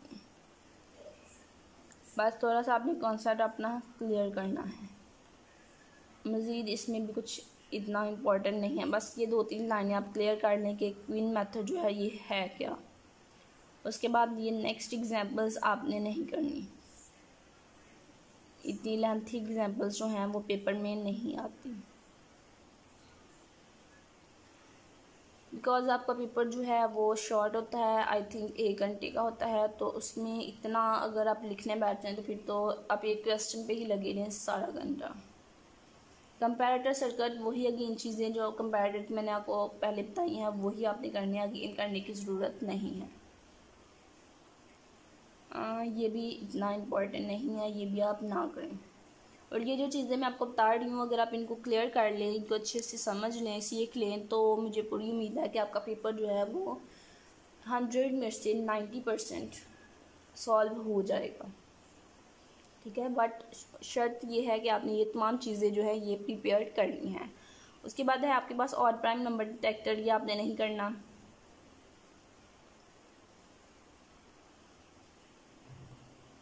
देखिए ना, इतनी चीज़ें हैं जो इतनी कॉम्प्लिकेटेड बनी हुई हैं और स्टूडेंट्स उसको रट्टा लगाते रहते हैं। ठीक है, उनको पता नहीं होता कौन सी चीज़ इंपॉर्टेंट है और कौन सी नहीं। ठीक है, वो तमाम चीज़ें करते रहते हैं और इस तरह से उनका टाइम जो है वो भी वेस्ट होता है। उसके बाद आपने ये लाइन देखनी है, ये MCQs के लिहाज से पूछ जाती है, यूनिवर्सल गेट के लिहाज से। उसके बाद इसमें भी ऐसा कुछ नहीं है जो याद किया जाए। नेक्स्ट भी कुछ नहीं है, मैं थोड़ा पीछे देख लूँ कोई चीज़ रह तो नहीं गई, कहीं ऐसा ना हो हमारी कोई चीज़ इम्पोर्टेंट हो और वो मिसिंग हो जाए। एडजस्टेंट वन डिटेक्टर, इसको थोड़ा सा बस आप देख लें, वैसे ये इतना इम्पोर्टेंट नहीं है, फिर भी ये आपको कॉन्सेप्ट थोड़ा सा होना चाहिए। आप 1-2 दफ़ा रीड कर लें इसे, ताकि अगर आपसे ये पूछा जाए तो आप इसको डिफ़ाइन कर सकें, आप इसको लिख सकें कि ये क्या है। नेक्स्ट इसमें कोई इतनी इम्पोर्टेंट चीज़ नहीं है, जो मैंने आपको बताया था बस आपने वही करना है।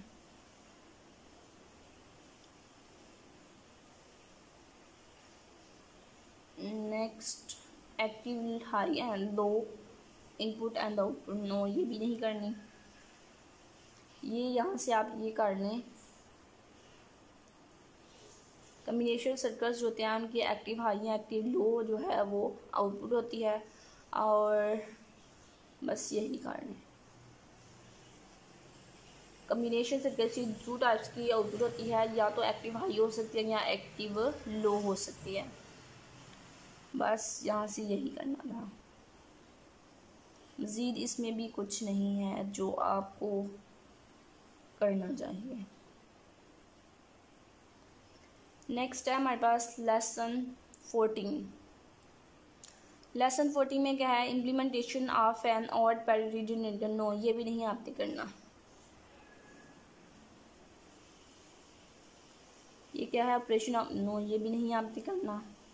एक्स और एन एक्स नॉर गेट्स, ये मैं आपको पीछे करवा चुकी हूँ, एक्स और एक्स नॉर गेट्स वही आपने करना है, अगेन आपको करने की ज़रूरत नहीं है। कम्बिनेशनल फंक्शन डिवाइसेस, तो यहाँ पे आप ये देख लें, कम्बिनेशनल सर्कल्स जो हैं वो क्या परफॉर्म करते हैं। ठीक है, कौन से फंक्शंस परफॉर्म करते हैं, addition, comparison, decoding, encoding, multiplexing, demultiplexing. ठीक है, तो बस ये आप नाम याद रख लें कि कम्बिनेशनल फंक्शंस क्या हैं, कम्बिनेशनल सर्कल्स जो हैं वो क्या फंक्शंस जो हैं वो प्रोवाइड करते हैं। जीद ये एक्स और नॉर ये हम पीछे रीड कर चुके हैं, अगेन बार बार रीड करने की ज़रूरत नहीं है। एंड अदर इम्पॉर्टेंट कॉन्सेप्ट जो है वो स्टार्ट हुआ है, वो क्या है, half adder and full adder. Half adder और फुल एडर शॉर्ट क्वेश्चन में बार बार रिपीट होता है और इसके अलावा इसमें से MCQs भी पूछे जाते हैं, ठीक है। तो यहाँ पे मैं आपको बता देती हूँ कि क्या है ये full adder. In digital circuit, the adder which has been described is known as full adder. An adder circuit that has only 2-bit input representing the two single-bit numbers and B does not have carry bit. जिसमें carry bit नहीं होती वो क्या होता है, वो half adder होता है। जी यहाँ पे हाफ एडर का फंक्शन जो है वो डिस्क्राइब किया गया है। ये आपने 2-4 लाइनें जो है मैंने लगाई हैं, हाईलाइट किया हैं, ये आपने करनी है। उसके बाद हाफ एडर का टेबल, उसमें कितनी इनपुट्स होती हैं, 2 इनपुट्स होती हैं, 2 आउटपुट्स होती हैं, ये MCQs में बार बार रिपीट होता है, ठीक है। तो उसके बाद आपने हाफ एडर का टेबल भी एक दफ़ा देख लेना है। उसके बाद यहाँ पे फुल एडर है, फुल एडर का भी आपने थोड़ी सी 1-2 लाइन रीड कर लेनी है और उसकी इनपुट और आउटपुट देख लेनी है किस में क्या आती हैं। इसमें फुल एडर में 3 इनपुट्स होती हैं और 2 आउटपुट्स होती हैं। ये MCQs के लिहाज से इंपॉर्टेंट क्वेश्चन है, ये आपने देखना है। उसके बाद यहाँ से भी आपने कुछ नहीं करना, बस फुल एडर और हाफ एडर का आपने कॉन्सेप्ट जो है वो अपना क्लियर रखना है। इम्पॉर्टेंट क्वेश्चन है वो full adder and half adder. उसके बाद ये लुक अहेड कैरी सर्किट्स किस लिए हम यूज़ करते हैं, प्रोपगेशन डिले को ओवरकम करने के लिए, ठीक है। तो ये यहाँ तक आप कर लिए, बस इसका भी आपने जस्ट कॉन्सेप्ट लेना है कि ये है क्या, ताकि अगर आपको ये पेपर में पूछ लिया जाए तो आप इसको थोड़ा एक्सप्लेन कर सकें कि ये है क्या।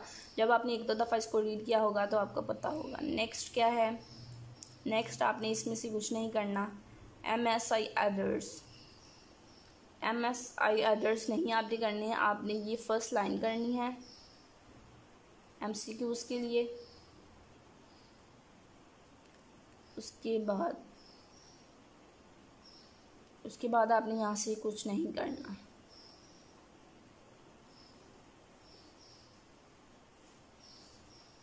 लेसन नंबर 15 में हमारे पास है BCD एडर। BCD जो है वो हम पीछे पढ़ चुके हैं। BCD क्या है, बाइनरी कोडेड डेसिमल। तो सेम वही चीज़ है, अगेन हमें इसको रीड करने की ज़रूरत नहीं है, ये भी आपने नहीं करना। 2 डिजिट BCD एडर, ये भी नहीं करना। Subtraction 2's complement 1's complement और ये तमाम चीज़ें जो हैं ये हम पीछे रीड कर चुके हैं। 4-बिट एडर, ये 4-बिट और 8-बिट एडर जो है ये इसको आप थोड़ा थोड़ा देख लें, ताकि अगर बाय चांस आपसे पूछा जाए तो आप एक्सप्लेन कर सकें। वैसे ये इतना इम्पोर्टेंट नहीं है, फिर भी वो स्टूडेंट जो फुली पेपर जो है फुली सॉल्व करना चाहते हैं वो एक दफ़ा इसको रीड करके जाएं। ALU क्या है, अरिथमेटिक एंड लॉजिकल यूनिट। ये आपने MCQs के लिए याद रखना है, ALU क्या है, अरिथमेटिक एंड लॉजिकल यूनिट। उसके बाद यहाँ से भी आपने कुछ नहीं करना। कैरी लुक अहेड हम पहले कर चुके हैं, आपने वही करना है, अगेन करने की ज़रूरत नहीं है। अगेन चीज़ें वही बार बार बताई गई हैं, बस थोड़ा सा उनको अगेन डिफरेंट मेथड से एक्सप्लेन किया, जिसकी वजह से स्टूडेंट्स क्या होते हैं वो परेशान हो जाते हैं कि पता नहीं ये क्या नई चीज़ आ गई है, ठीक है। ये 16-बिट ALU ये आपने नहीं करना।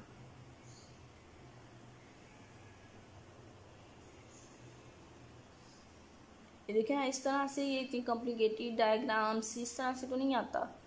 कंपैरेटर्स अगेन आ गए, ये देखें हमारे पास 3 दफ़ा ये कंपैरेटर्स आ गए हैं। तो जब हमने इसको फर्स्ट टाइम में ही कर लिया है तो हमें अगेन 2 दफ़ा करने की ज़रूरत नहीं है। वही चीज़ें अगेन बताई हैं कि कंपैरेटर क्या करता है, 2 वैल्यूज़ को कंपेयर करता है और इसकी 3 कंडीशंस हैं। तीन इसकी आउटपुट्स हैं, क्या आउटपुट्स हैं कि लेस दैन, इक्वल या फिर ग्रेटर दैन, वही चीज़ें बार बार रिपीट की गई हैं। नेक्स्ट, इसमें भी आपने कुछ नहीं करना। Iterative circuit based comparator as primary input and output scanning, नहीं ये नहीं आपने करना। MSI 4-bit कंपैरेटर, ये भी नहीं करना। डीकोडर, अनदर इम्पॉर्टेंट कॉन्सेप्ट आ गया है डीकोडर, ठीक है। डीकोडर क्या है? डीकोडर की आपने यहाँ से ये सारी लाइंस करनी है, इतनी कर लें, ठीक है। देन डीकोडर्स जो हैं उनकी, ये डीकोडर्स की जो फर्स्ट लाइन है ये MCQs के लिहाज से वेरी इंपॉर्टेंट है कि डीकोडर में मल्टीपल इनपुट्स होती हैं और मल्टीपल ही आउटपुट्स होती हैं। उसके बाद बेसिक डीकोडर, डीकोडर की कुछ वेरिएशंस हैं, यानी कि उसकी कुछ एप्लीकेशंस हैं, ठीक है। Instruction decoder, selection and binary decoder. तो बाइनरी डीकोडर की आपने ये फर्स्ट लाइन देखनी है MCQs के लिहाज से, ये वाली, ठीक है। इसमें n इनपुट और 2 की पावर n जो है वो आउटपुट्स होती हैं। उसके बाद ये 2 to 4 डीकोडर, 2 to 4 डीकोडर यानी कि 2 इनपुट और 4 आउटपुट, ये भी आपने करना है। ये टेबल जो है ये आपने देखना है। इसमें ये देखिए 2 इनपुट्स हैं और 4 आउटपुट्स हैं। 2 to 4 decoder mean 2 input 4 output. ये MCQs में भी आपसे पूछा जा सकता है। नेक्स्ट ये जो है ये भी आपने नहीं करना। ये MCQs के लिए ये फर्स्ट लाइन जो है ये आप काट लें। इसमें कितनी, ये जो चिप है MSI चिप है, इसमें कितनी इनपुट्स और कितनी आउटपुट्स होती हैं, बस। मज़ीद इसमें भी आपको कुछ करने की ज़रूरत नहीं है। लेसन नंबर 17, लेसन नंबर 17 में हमारे पास अगेन 3 to 8 डीकोडर है।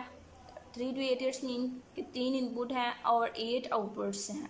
मज़ीद इसमें भी कुछ करने की ज़रूरत नहीं है, बस आप याद रखना है 3 to 8 जो है उसका मतलब क्या है। उसका मतलब है कि 3 इनपुट और 8 आउटपुट। नेक्स्ट, इसमें से कुछ नहीं करना आपने।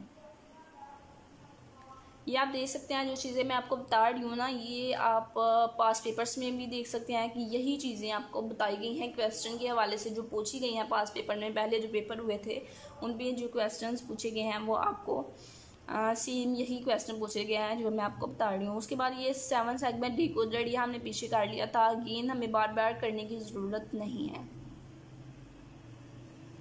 उसके बाद आपने ये याद रखना है कि RBI क्या है। ये रिपल ब्लैंकिंग इनपुट, ये MCQs में पूछा जाता है।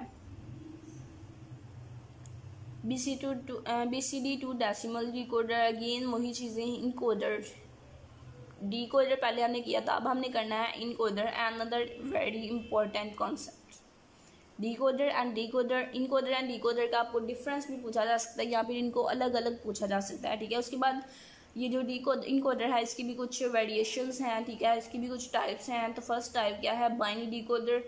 और ये आपने फर्स्ट लाइन याद रखनी है।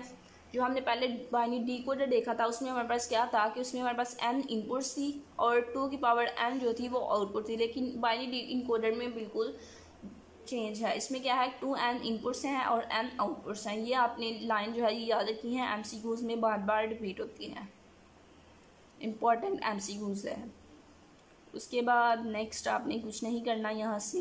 ये इतना कॉम्प्लिकेटेड जो है ये नहीं पेपर में पूछा जाता। उसके बाद यहाँ से भी आपने कुछ नहीं करना। Multiplexer, multiplexer also very important concept, तमाम स्टूडेंट्स ने करना है। Decoder, encoder and multiplexer.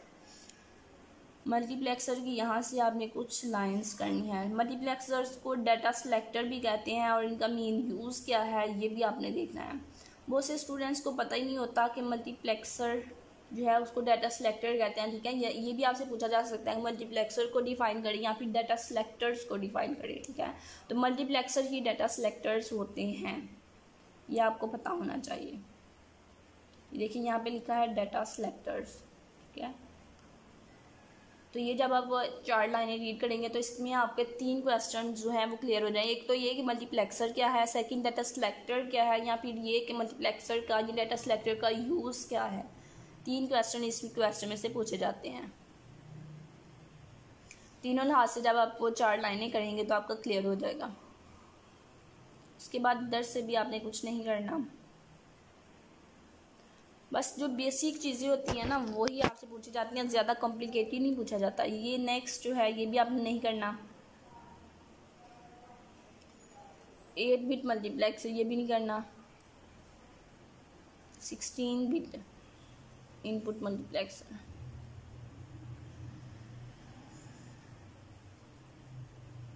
Applications of multiplexer, data routing, इनके पास अपना नाम याद रख लें, common anode and common cathode.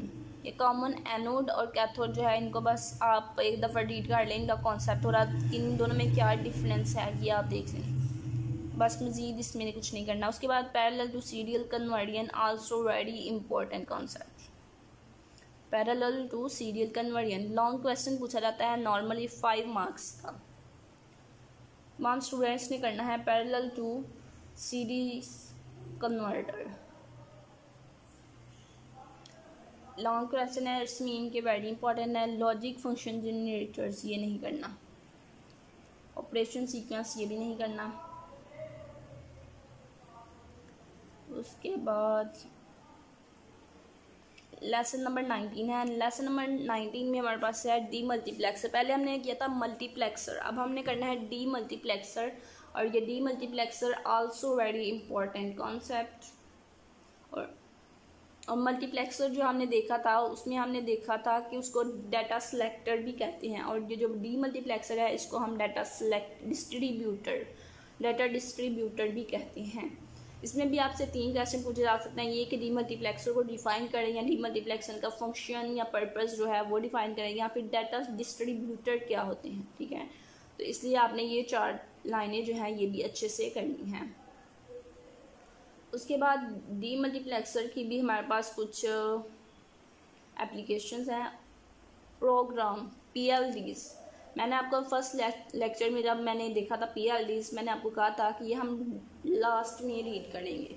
PLDs also very important concept. ये तमाम लाइन्स जो है इसकी 4 लाइन्स हैं, आई थिंक ये आपने करनी है। PLDs बार बार क्वेश्चन जो है रिपीट हो रहा है, और जो मैं चीज़ें आपको बता रही हूँ कि इम्पॉर्टेंट हैं वो पास पेपर में बार बार पूछी गई हैं जो मैं आपको बता रही हूँ, इसलिए आपने वो हर सूरत में करनी है, उनको आपने नहीं छोड़ना। ठीक है, लेफ़्ट नहीं करना।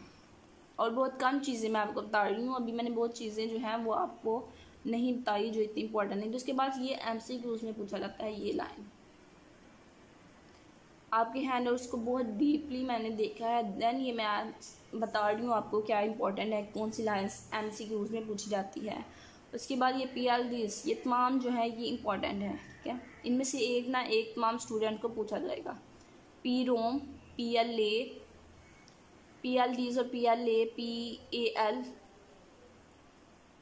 ठीक है, ये तमाम आपने करने हैं, 2-2 लाइनों के हैं। तो गैल आल्सो वेरी इंपॉर्टेंट कॉन्सेप्ट, इतना कर लें। और इसमें ना 1-2 MCQs भी बन रहा है, इसको लिए इसको अच्छे से करना।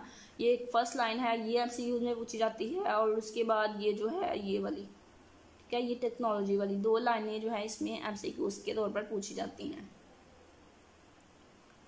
उसके बाद ये नेक्स्ट आप नहीं करना, नेक्स्ट भी नहीं करना। PLA आउटपुट ये भी नहीं करना। PAL आइडेंटिफिकेशन ये भी नहीं करना। PAL हमने ऊपर कर लिया, तो PAL आइडेंटिफिकेशन नहीं करना। ये जो है ना ये इम्पोर्टेंट, ये 5 मार्क्स का क्वेश्चन आपसे पूछा जाता है।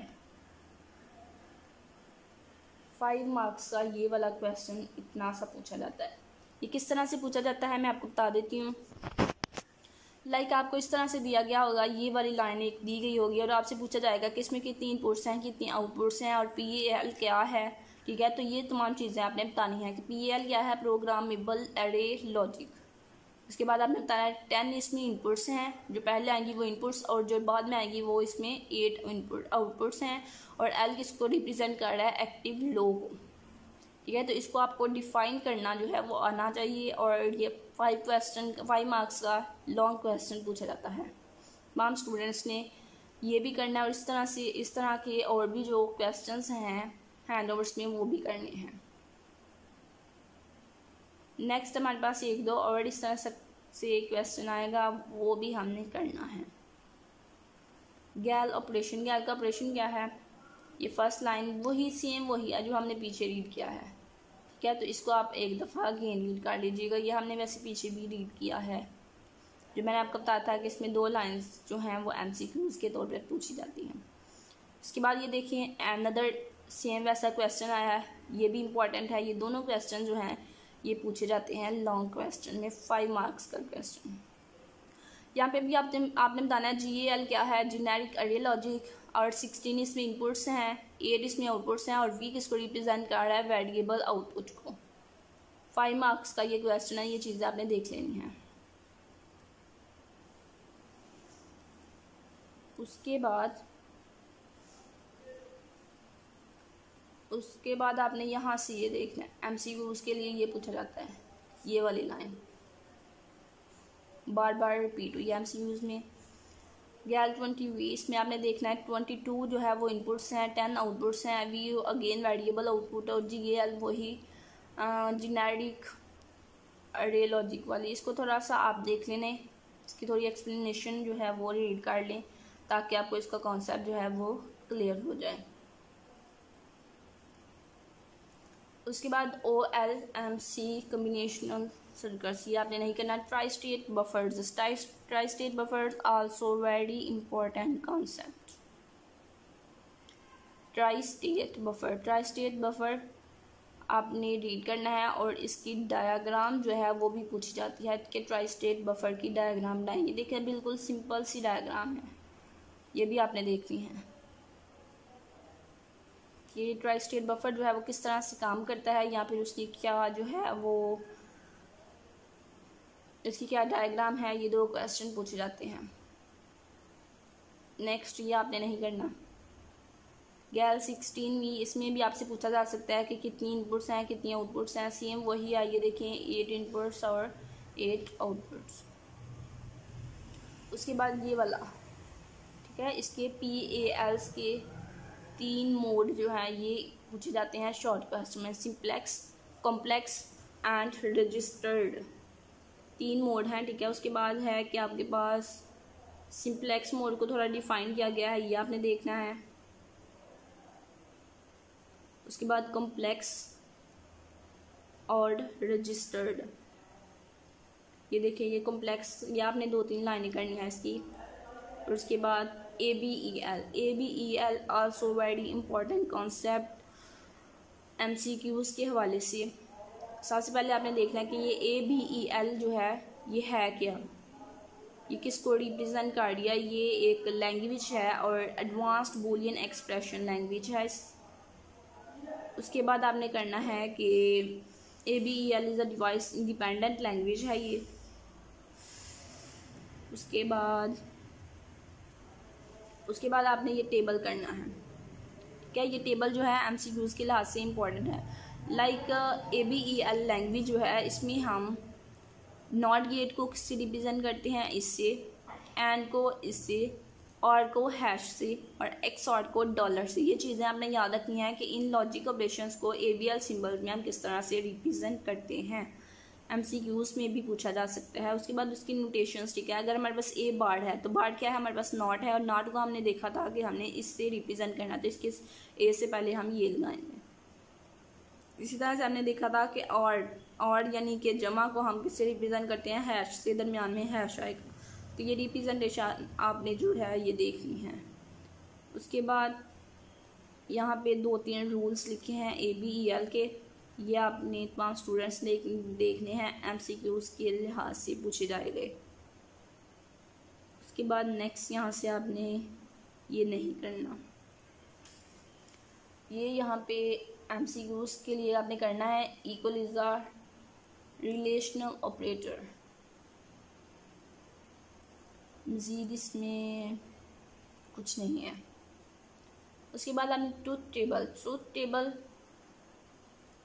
शॉर्ट क्वेश्चन पूछा जाता है और बहुत से स्टूडेंट्स को पता ही नहीं होता कि ट्रूथ टेबल की डेफिनेशन हैंडओवर्स में कहाँ है। तो ये एक ट्रूथ टेबल की डेफिनेशन है, शॉर्ट क्वेश्चन, वेरी इंपॉर्टेंट है, ये बार बार रिपीट होता है, तो इसकी आपने डेफिनेशन देख लेनी है। उसके बाद टेस्ट वेक्टर्स, टेस्ट वेक्टर को भी आप थोड़ा सा बस रीड कर लें ताकि अगर बाई चांस आपको पेपर में आ जाए तो आप इसको लिख सकें। नेक्स्ट ये डिक्लेरेशन कैसे करते हैं, ठीक है। तो यहाँ ये पूछा जा सकता है कि डिक्लेरेशन कैसे करते हैं, या ये पूछा जा सकता है कि इस डिक्लेरेशन को आप डिफ़ाइन करें कि यहाँ पे डिकोडर क्या है, डिवाइस क्या है और ये क्या है, ठीक है। तो इसको डिफ़ाइन आपने किस तरह से करना है, ये 3 लाइनों से, बस ये 4 लाइनें यहाँ से आपने करनी है। उसके बाद आपने ये याद रखना है कि पिन क्या है। पिन इज़ अ कीवर्ड जो अपर या लोअर केस में हम लिखते हैं। Pin is a keyword, MCQs के लिहाज से ये आपने देखना है। उसके बाद यहाँ पे ऐसा कुछ नहीं है जो आपको करना है। अगेन ये देखें वही चीज़, ये हम पीछे देख के आए हैं ना, 3 मोड्स होते हैं PL के, सिंप्लेक्स, कॉम्प्लेक्स, डुप्लेक्स, तो वही अगेन बताए गए हैं। ये देखिए सिंप्लेक्स ये हमने पीछे कर लिया था, अगेन करने की ज़रूरत नहीं है। उसके बाद कॉम्प्लेक्स मोड भी हमने पीछे किया था, वो भी नहीं करना। ABL का इंट्रोडक्शन ये हम करके आए हैं, टेबल्स भी ये देखिए अगेन सेम वही लेसन जो है, वही लेक्चर जो है वो रिपीट हुआ है। टू टेबल की डेफिनेशन ये भी हमने की है, अगेन नहीं करनी। तो चीज़ें बार बार वही हैं और स्टूडेंट्स जो हैं वो परेशान हो जाते हैं कि पता नहीं अब क्या है। यहाँ पे इस लेक्चर में तमाम लेक्चर जो है वो सेम उसी तरह से, बस यहाँ पे ये एक लाइन जो है ये न्यू आई है और ये लाइन जो है इतनी इम्पोर्टेंट भी नहीं है। लास्ट लेक्चर मिड टर्म की प्रिपरेशन का लास्ट लेक्चर है 22। इसमें आपने क्या करना है, 1 ऑफ 4 मल्टीप्लेक्सर जो है ये इंपॉर्टेंट है, ये शॉर्ट क्वेश्चन में पूछा जाता है। बहुत से स्टूडेंट्स को पता ही नहीं होता कि ये है कहाँ पे, ठीक है। तो ये 1 ऑफ 4 मल्टीप्लेक्सर बहुत इंपॉर्टेंट शॉर्ट क्वेश्चन है, इसको आपने करना है। उसके बाद यहाँ नीचे से आपने कुछ नहीं करना। Sequential circuits also important concept, ये आपने रीड करना है। और ये लॉन्ग क्वेश्चन भी पूछा जाता है। कम्बिनेशनल सर्किट्स, यहाँ पे सिक्वेंशियल सर्किट का डिफरेंस भी पूछा जा सकता है और इनको अलग अलग भी पूछा जा सकता है। उसके बाद parallel to serial conversion, I think ये हमने पीछे भी किया था बट आप अगेन कर लीजिएगा। पैरेलल टू सीरियल कन्वर्जन मैंने आपको बताया था पीछे भी कि ये इंपॉर्टेंट है। उसके बाद मैंने आपको बताया था सिक्वेंशियल सर्किट की डेफिनेशन, ये आपने दोनों लाइनें करनी है, ठीक है। उसके बाद latches and flip flop also another important. Latch क्या है, लैच टेम्परेरी स्टोरेज है जो स्टेट्स को स्टेबल रखती है और फ्लिप फ्लॉप भी इसी में आ जाएगा। ये 2-4 लाइनें मैंने आपको बताई हैं, 5 स्टूडेंट्स ने करनी है। उसके बाद ये एक लास्ट लाइन भी करनी है, इंफॉर्मेशन को डिटेन करता है। ये लास्ट लाइन जो है ये MCQs में भी रिपीट होती है बार बार। उसके बाद NAND गेट, ये आप 1-2 लाइन कर लीजिएगा। वैसे ये जो अभी हम ये लैचेस कर रहे हैं ना, ये फाइनल टर्म में मोस्टली फाइनल टर्म में पूछी जाती हैं और मिड टर्म में इसमें से MCQs पूछे जाएंगे। ये टेबल आपने करना है, इस टेबल में से MCQs पूछे जाएंगे। उसके बाद ये NAND गेट की भी 1-2 लाइन आपने बस रीड कर लेनी है और उसके बाद आपने इसका भी टेबल करना है, इसके भी टेबल से MCQs पूछे जाएंगे। ये टेबल कब इनवैलिड होगा, कब QT होगा, ठीक है। तो ये आपने बस देखना है MCQs के लिए। उसके बाद लेक्चर 23 है। लेक्चर 23 हमारा फाइनल टर्म का लेक्चर है, तो इट्स मीन हमारा मिड टर्म का सिलेबस कंप्लीट हो गया। तो उम्मीद है आप ये तमाम चीज़ें प्रिपेयर करेंगे और अपना पेपर जो है वो अच्छे से अटैम्प्ट करेंगे। और अगर ये तमाम चीज़ें आप अच्छे से प्रिपेयर करते हैं तो मुझे पूरी उम्मीद है कि आपका पेपर जो है वो 100/100 जो है वो करेक्ट होगा। इसके बाद ये आप सब्जेक्टिव तैयारी करें। इसके बाद मैं आपको MCQs जो हैं चैप्टर वाइज, लेक्चर वाइज जितने भी MCQs, आई थिंक 100 MCQs मैं आपको प्रोवाइड करूँगी जिनको आप प्रिपेयर करके MCQs में भी फुल बाय फुल ले सकते हैं। चैनल को सब्सक्राइब करें और वीडियो को लाइक करें ताकि चैनल को सब्सक्राइब करके ताकि जब भी मैं आपको MCQs की जैसे ही मैं वीडियो बनाऊँ तो आप उसका आपको नोटिफिकेशन मिले, आप उसको प्रिपेयर करें और अपना पेपर अच्छे से अटैम्प्ट करें। अपने फ्रेंड्स को भी ये वीडियो रेकमेंड करें ताकि उनका भी भला हो, उनका भी पेपर अच्छा हो।